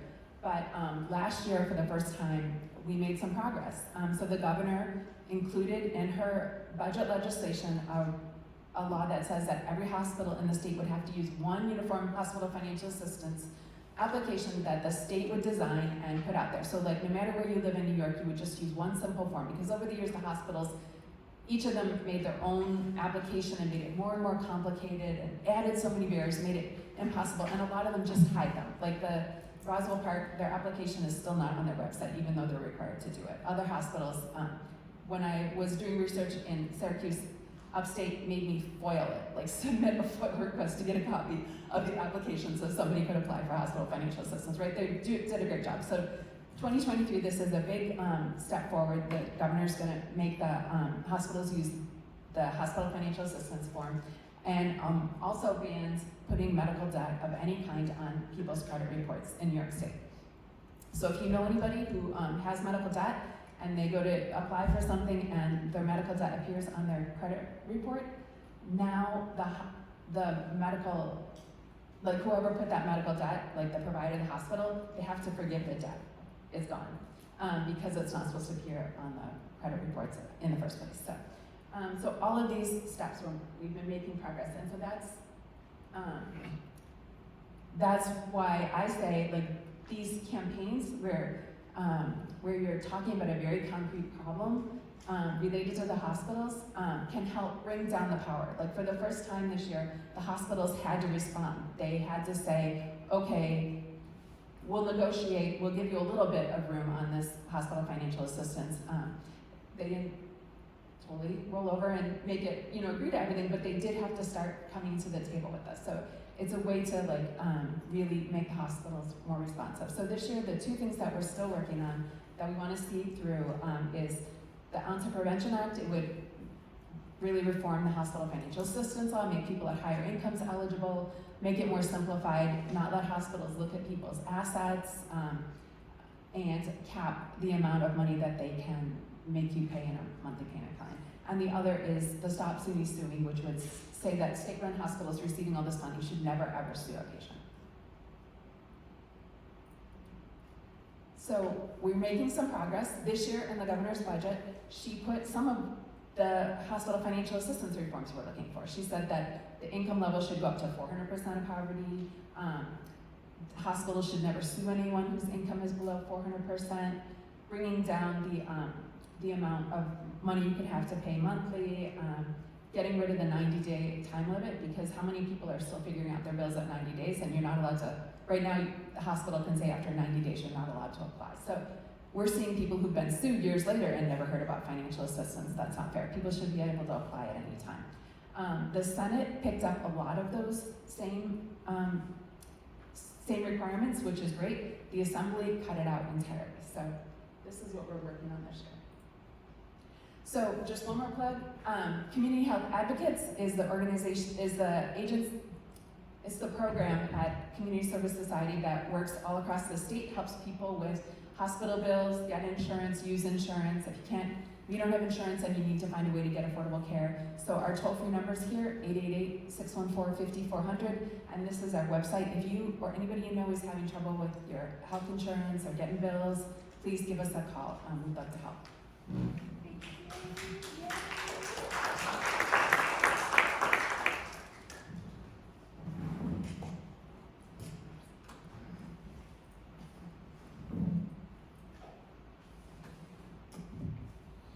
Thank you so much, Carrie. I'm gonna have us switch gears just a little bit. Let me just get my presentation up. Okay.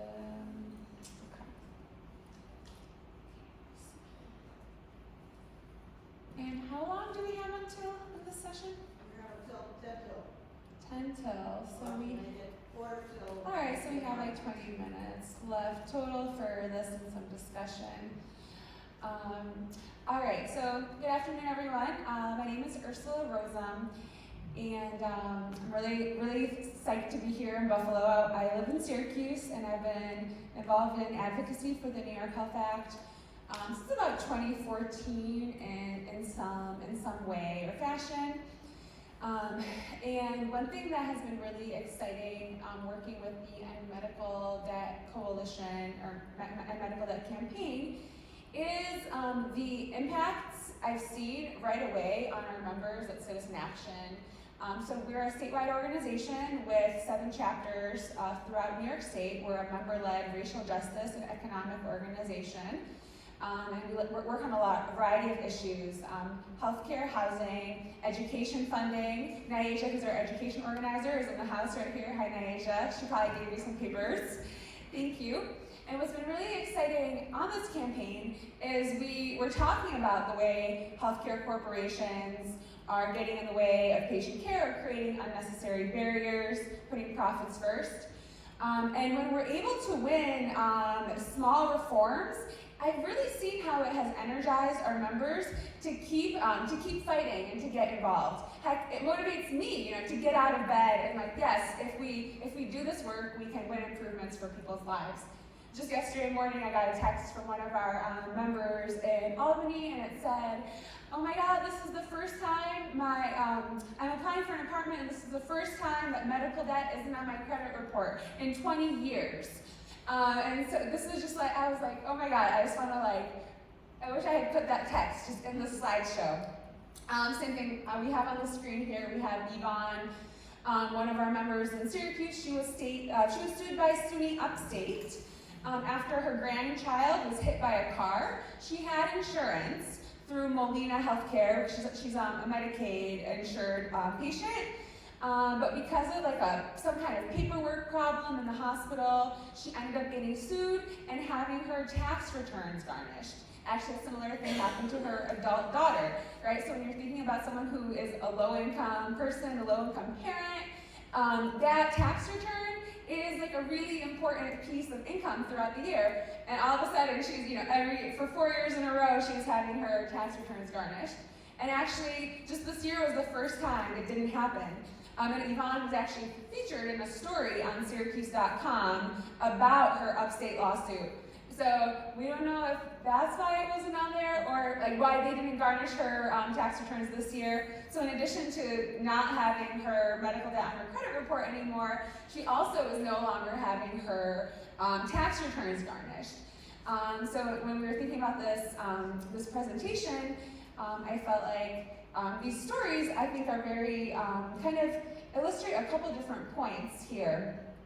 One thing that I've been hearing a lot throughout the day is how people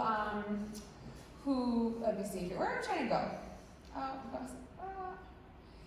Basically that people who have insurance are still having a hard time affording their health care. We've been hearing this number, 5% of New Yorkers, only 5% of New Yorkers don't have health insurance. Well, the majority of Americans with medical debt had insurance. Something like I'm not going to say the numbers. It's about a third of Americans have medical debt of some sort, and these are people with insurance. And so a couple things are going on. Yes, the hospitals are not following the hospital financial assistance law, but then the other problem that we're seeing is that insurance just isn't enough to cover what people need. Donna, who's on the screen here, is a cancer survivor, and that's a member of Citizen Action in Syracuse. She owes tens of thousands of dollars to Roswell and SUNY Upstate for cancer treatment. And so even though she had insurance and that covered 80% of whatever she owed, 20% of that $60,000 bill for her first round of cancer care is still more money than she can afford. And then the stress of facing those bills further ruined her health. The medical debt ruined her credit score from a number of years and had just a cascading negative impact in her life. And Donna says, there's so much red tape to getting financial assistance. People are sometimes too sick to do the application. When I last applied, I was just $100 over the limit. And I owe thousands for hospital visits related to my illness. So we see that the way that the power structure of hospitals and insurance companies is really hurting patients. But through some of these campaigns, we can win some improvements. One of the campaigns that Citizen Action is part of that I want to share about a little bit more, it's called Care Over Cost, which is basically about fighting back when insurance companies say no and deny care. So, we were just talking a minute ago about hospitals suing patients.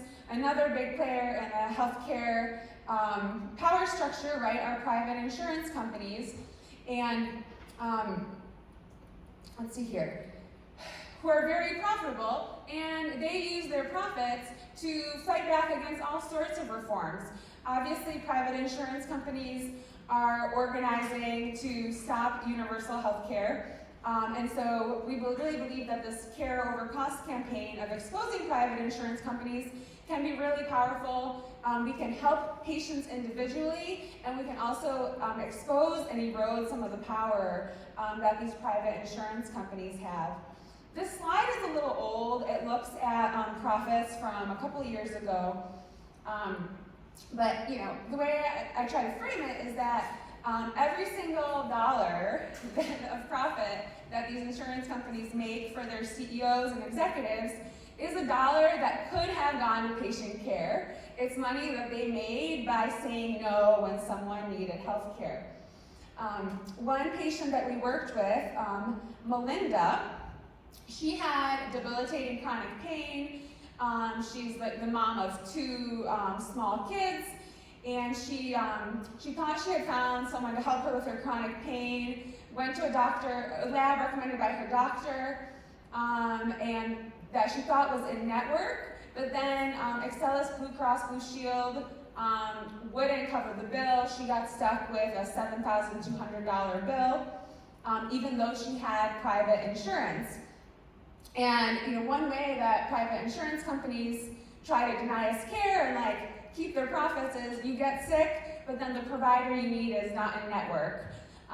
Or the provider that you need that's in network that's closest is 2 hours away. I was talking to a member who has Medicare Advantage, United Healthcare in Utica, and she's like, the closest one is in Watertown, that's so far.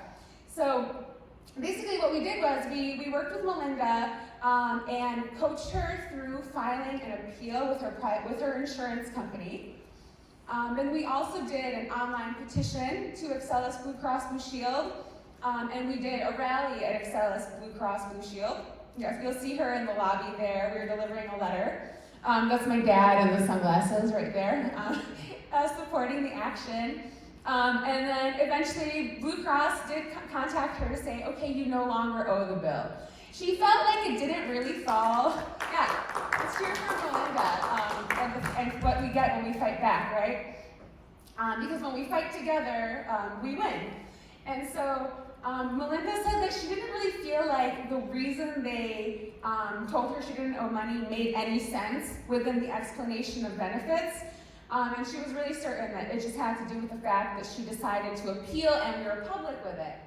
And what I thought was really crazy when we first started working on this campaign is, where is this number? Okay, it was really hard to find data on this because it's all very controlled by insurance companies, the whole denial process. But less than 1%, this data from 2019 says that less than 1% of people will appeal if private insurance denies their claim. So imagine, like, there's so many people that insurance is saying no, and they're skipping care or just suffering until they can get, their pre-authorization. So really, a lot of people, I think the insurance companies just count on us feeling powerless, like that we're not gonna fight back.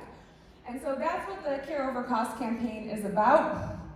Basically, working with patients one-on-one to fight back when insurance companies say no. We do the public campaigning, but also try to connect the patient with someone that can help them with their appeal. Community health workers are able to offer that throughout the state. It's free, right? It's free, they're highly trained.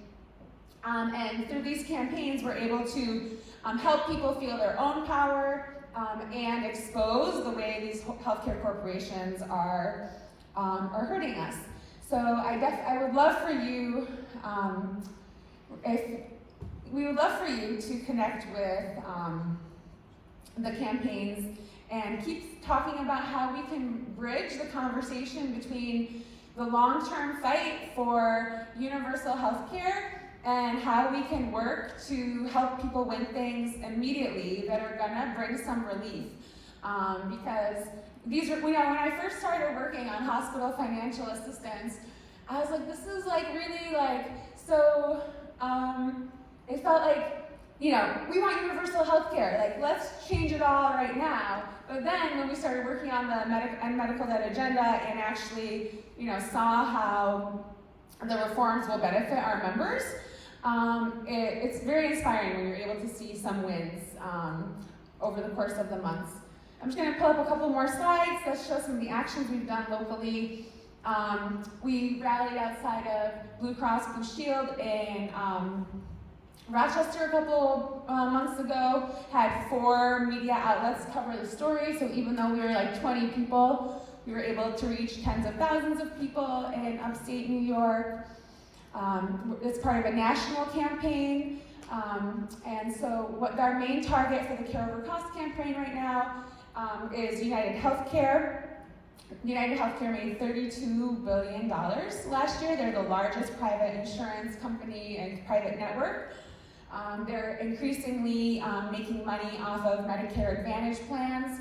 So we have this epidemic of private insurance companies trying to make money off Medicare and Medicaid. All to say that there are a lot of patients that are at the mercy of private insurance care denials.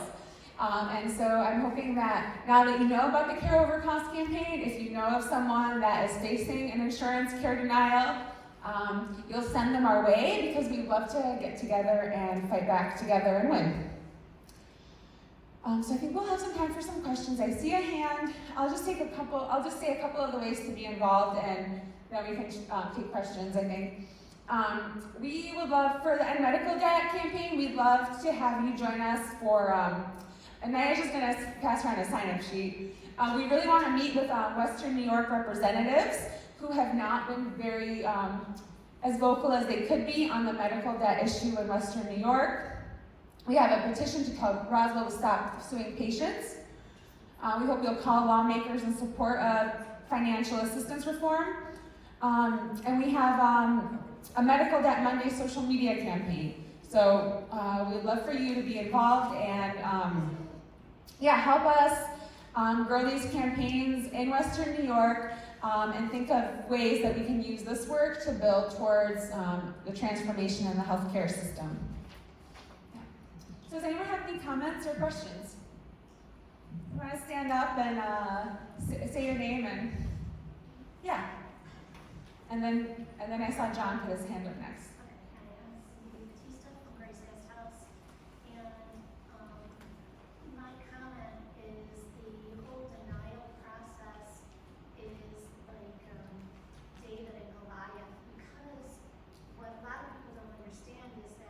David, that if you want to take up a denial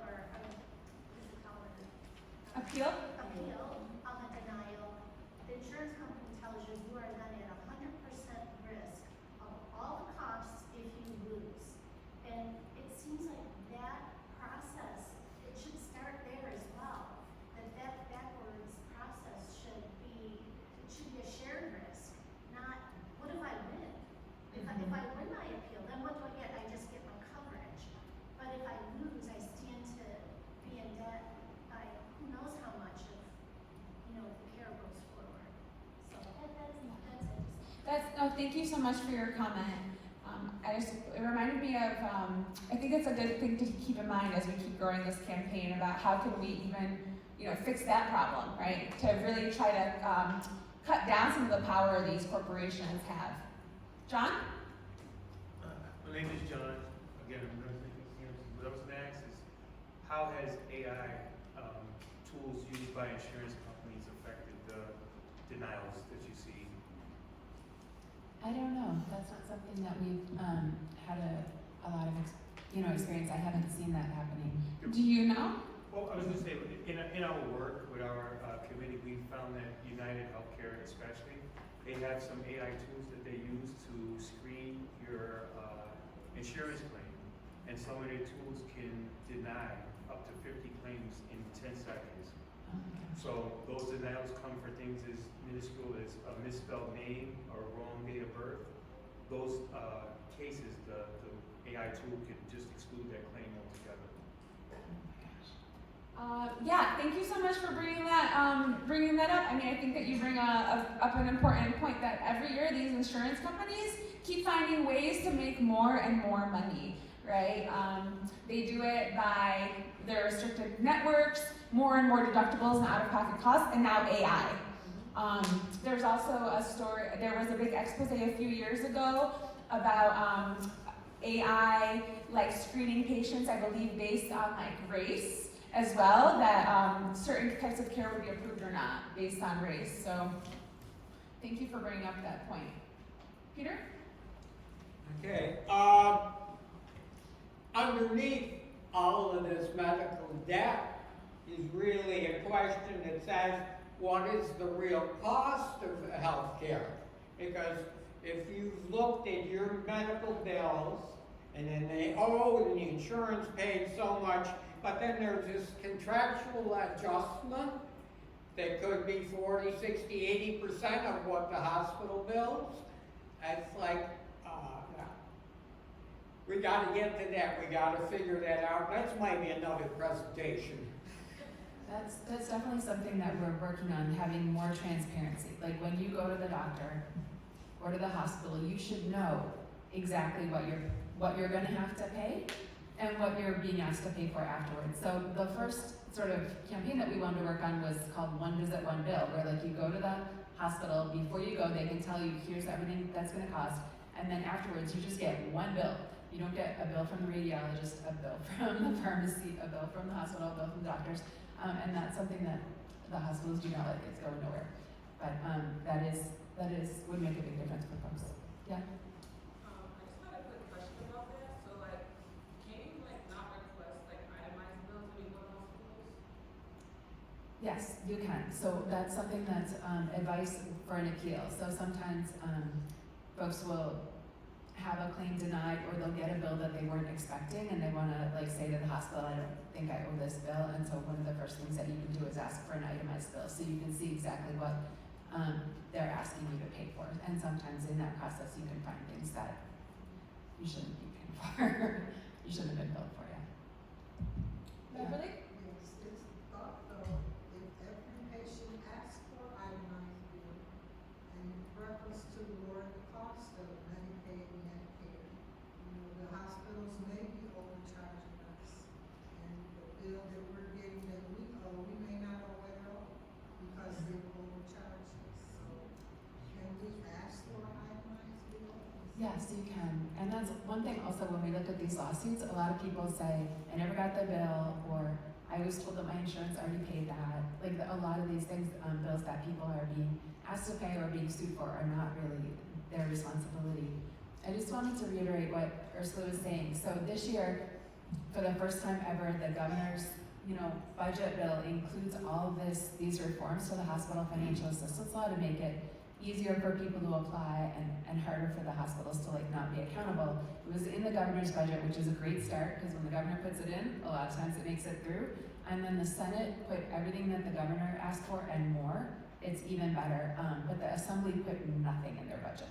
And so we haven't won yet. The hospitals have a lot of power. They're still in there. And so we are hoping to have legislative visits with legislators around Western New York and have them here. Like, this is a problem that's affecting Buffalo, Erie County, Western New York, and we really want you to ask the leadership of the Assembly and the Senate to make sure that this makes it through this year in the budget, because we've come so far with this campaign, and coming back again next year, our chances are done. So we're wondering if anybody would be willing to join us.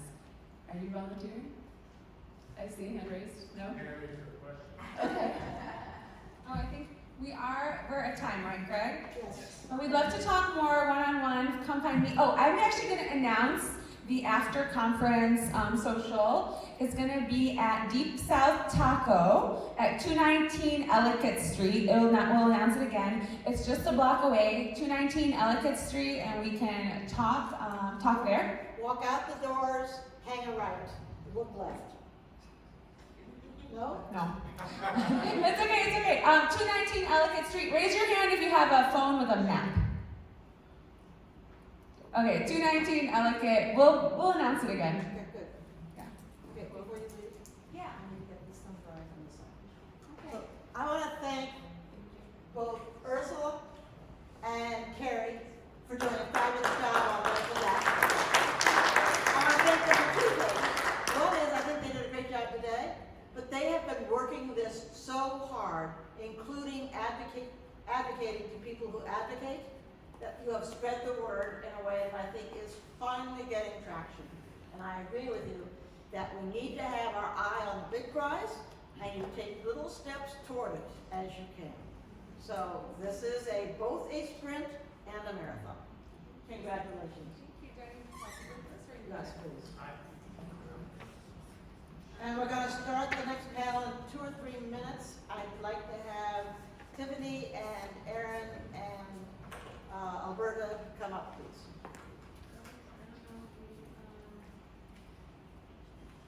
There it is.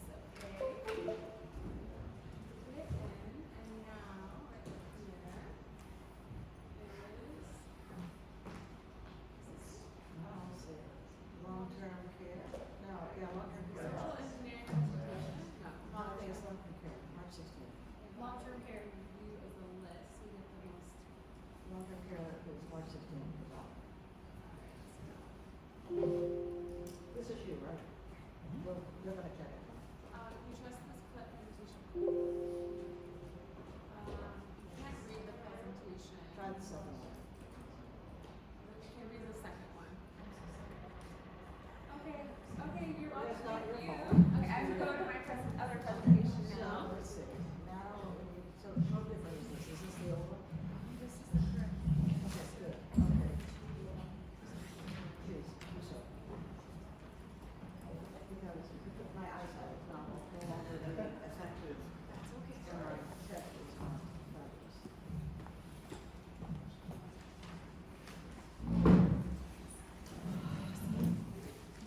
So, yes, there's 3 of you. There, I see. Now, we're going to make sure everyone is off. Hello?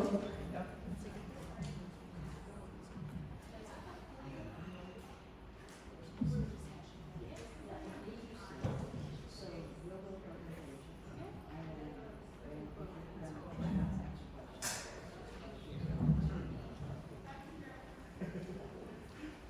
Okay, our information.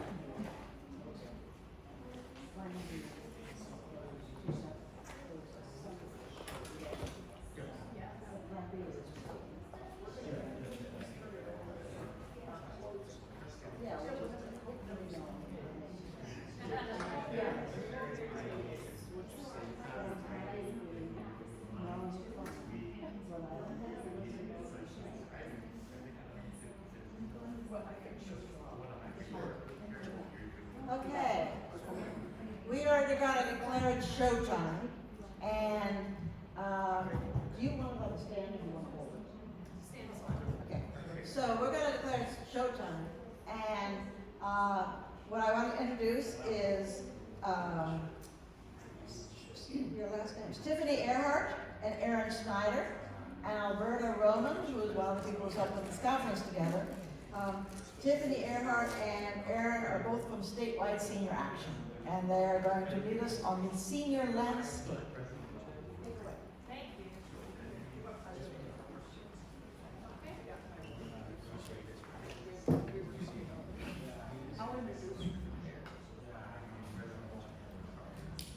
Hello, everyone. Can you hear me? Very well. All right. So, thank you all for being the people here in your seats for the last panel of the day. You are very special to me, and I'm grateful to you. Today, we are loving the ones we are with. My name is Alberta Roman. I am the chair of the Exploratory Healthcare Committee of the League of Women Voters, Buffalo, Niagara, of which I'm a member. In the interest of sticking to our well-structured program, we will get right to hearing from our special guests, Tiffany Earhart and Aaron Snyder from the Statewide Senior Action Council. Statewide. Take it away, Tiffany. Thank you. Yes, thank you guys for being here today. This is something that we're very passionate about at Statewide. And today we're going to be focusing on long-term care and how that affects seniors in our area, but also across the state of New York. And so as I say that, you can also understand the breadth that this isn't just happening in New York, but all across the country. These barriers are not isolated to us. So, okay. New York Statewide Senior Action Council is a grassroots nonprofit organization. We are made up of and governed by seniors all across New York State. We have 3 helplines. The first is a patient's rights helpline, so being in an inpatient facility, hospital, skilled nursing facility, dealing with those denials, early discharges, stopping services that need to continue. We help individuals navigate those, but also understand their rights. All the counselors at Statewide are MCAP counselors. We partner directly with Office for the Aging to be able to give unbiased insurance counseling to Medicare beneficiaries. And then finally, we are the grantee for the New York Senior Medicare Patrol, which is about fraud prevention and detection with Medicare and Medicaid. That's my program. I'm the director of that program for New York State. So when we're thinking about the long-term care crisis, we really need to address the affordability, the accessibility, and the systematic improvements of our current systems. We know that it's broken. Especially if you've been sitting with us all day today, this is really what we've been talking about all day. It's broken. We need to enact change. So what we're really going to focus on today is the long-term care aspect. So for the majority, this impacts seniors, but it's not just seniors. There are individuals under 65 who need long-term care. So understanding what long-term care is a very big component. So this could be custodial care, among other things. It's essentially the care provided by an aide to assist with what clinicians or doctors will call ADLs.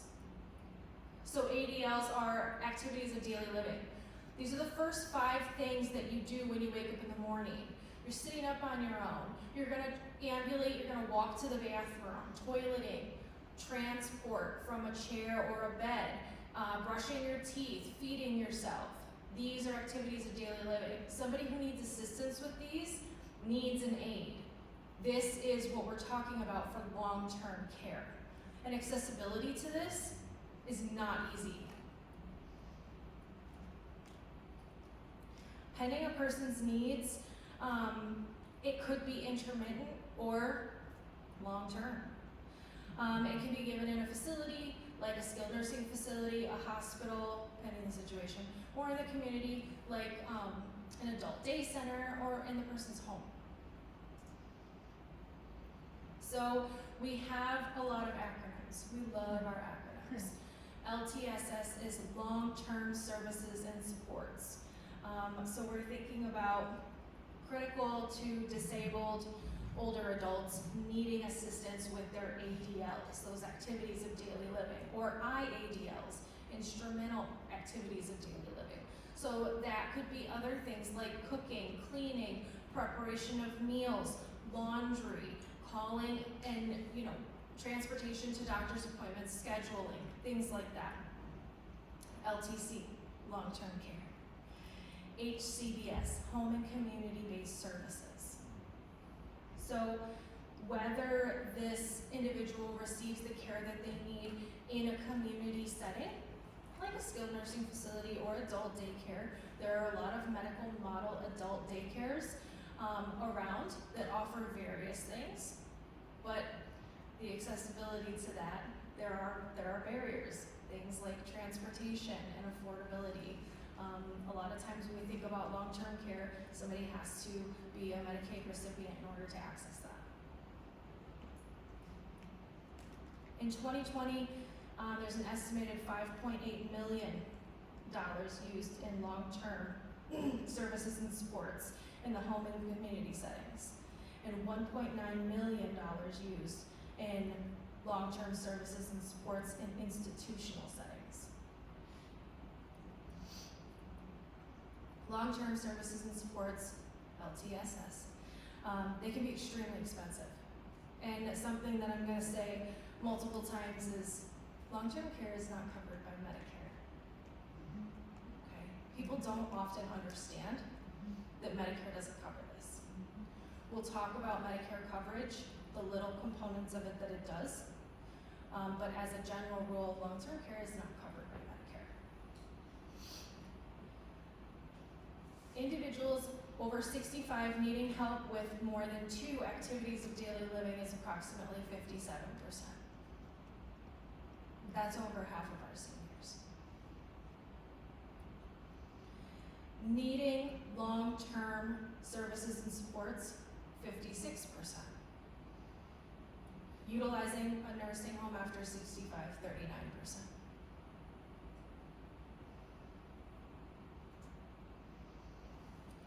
When we think about long-term care, it's not necessarily medical care. When we think about somebody being in a skilled nursing facility, that is skilled care. Needing physical therapy, occupational therapy, speech therapies, because they're working on gaining that mobility, they're working on, mending a broken bone, recovering from a fall.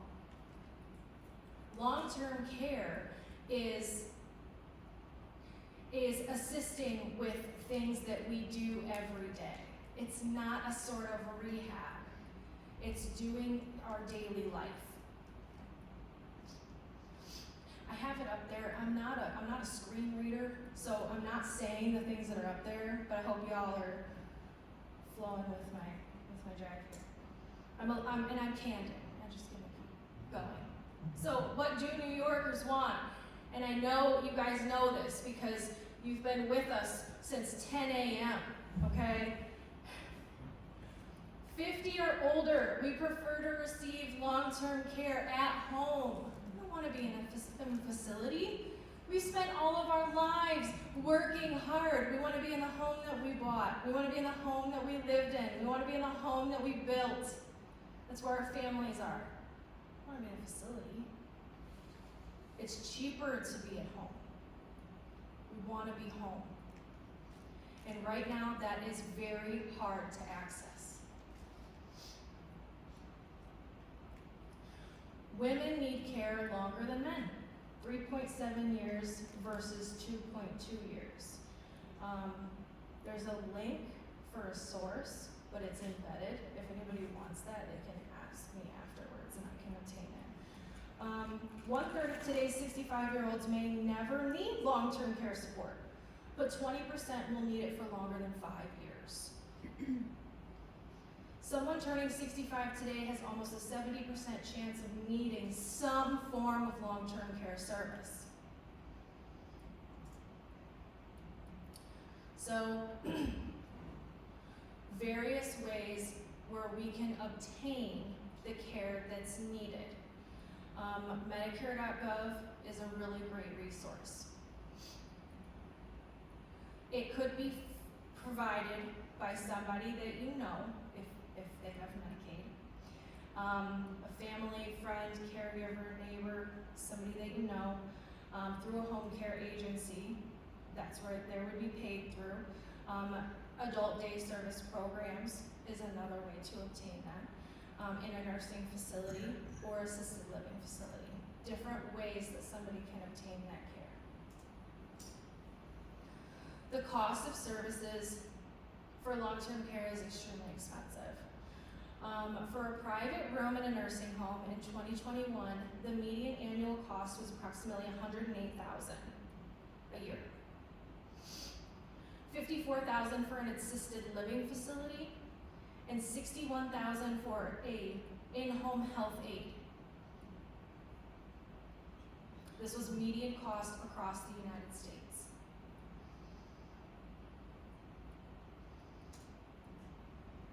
How are these services paid for right now? Primarily Medicaid. So Medicaid is coverage for low-income individuals. When we think about Medicare, Medicare Part A can pay for some home care. If it's home care, there's very specific criteria. It has to follow a hospital stay. It's short-term, and the individual needs skilled care. So when I mention skilled care, that's receiving physical, occupational, speech therapies in order to, it's like a rehab type thing, and it is short-term. There are a limited number of days, and it's very contingent. Other ways to obtain home care services or long-term care, is the ISEP program through Office of the Aging. This is a fantastic program, but it has a significant wait time. There's a line. My grandfather died in line. The Veterans Administration, that's another way to obtain assistance. Office for Persons with Developmental Disabilities. If somebody has long-term care insurance, that's something that can be utilized. Or out of pocket, if you have cash. Medicaid does cover long-term care. There is an income and asset eligibility. Sometimes people can do a spend down if they're over income. They can spend down to be eligible on a monthly basis to be able to access the care. Or prior, individuals can do estate planning. They can do a pooled trust. That can be costly, and you want to make sure that you do that 5 years before that that Medicaid application, because there's a 60-month look back for long-term Medicaid, skilled nursing facility Medicaid. So managed long-term care is a delivery of long-term care services. It could be in an adult daycare, or it could be at home and it's screened through the New York State Department of Health. There are mandatory enrollments for that. If somebody is dual eligible, so they have Medicare and Medicaid, over 21 years of age, and they need community-based long-term care more than 120 days. So as I was doing this, I actually got to learn that, because I did not know those rules with MLTCs that manage long-term care plans. Medicaid income and asset limits. So these are the updated numbers for 2024. For somebody who is eligible or enrolled in Medicaid, somebody who is eligible or enrolled in Medicare has an asset and income limit. Under 65 and not enrolled in Medicare, it's the same income limit, but there is no asset test.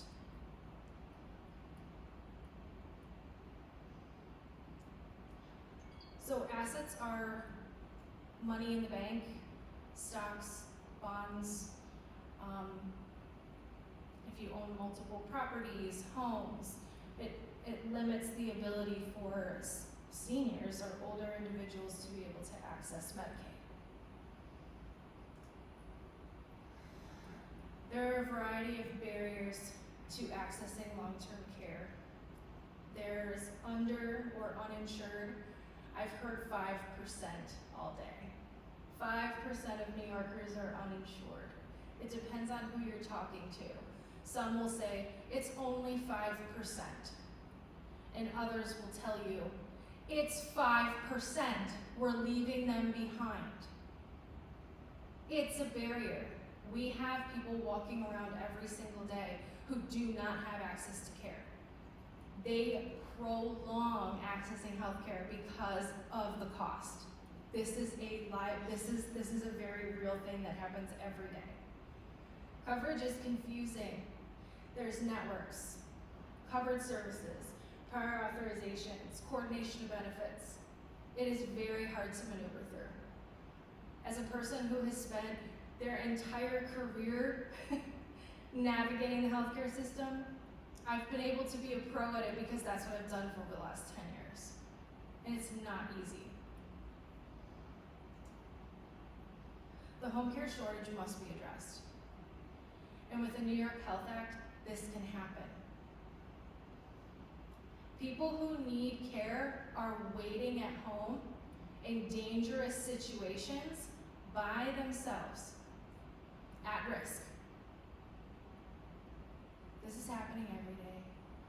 Understaffing has a cost, and it may be a cost of doing business, and that cost is too high to pay. People are dying.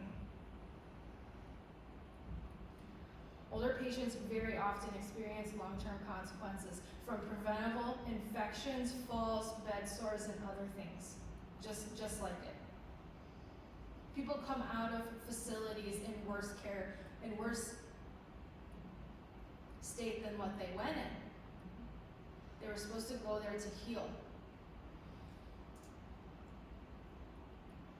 $315,000. How much money a typical couple retiring this year at age 65 will pay out of pocket for health care over the rest of their lives? $315,000. That's without considering any long-term care. That's not long-term care included. $5,600 is what CMS estimates Medicare enrollees will pay out of pocket in 2019. $5,600. In 2019, that was a minute ago. The cost of living is way higher now. Long-term care, vision, dental, and hearing are not covered by Medicare. Those are the things that we need as we age.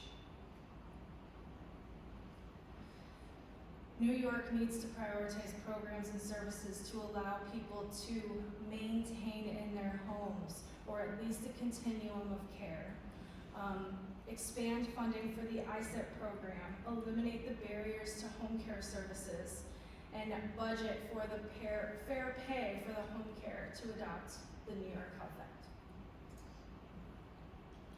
This is an image of our current healthcare system and the way an individual has to navigate it with referrals and prior authorizations and denials and appeals and networks and all the phone calls that it takes just to get access to service if the person has the tenacity to go through it.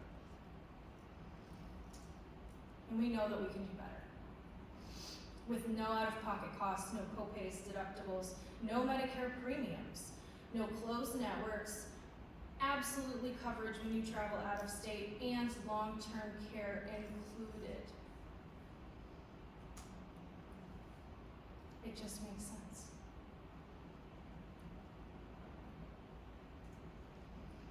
So, I want to thank you for listening to me. This is the part where we're going to break it out and we can ask and answer questions. Aaron and I are here from statewide. so we can answer any questions that you have relating to our long-term care subject. And if we go off topic, I'm going to do my best to answer it anyway. We have one out here. Yes, sir.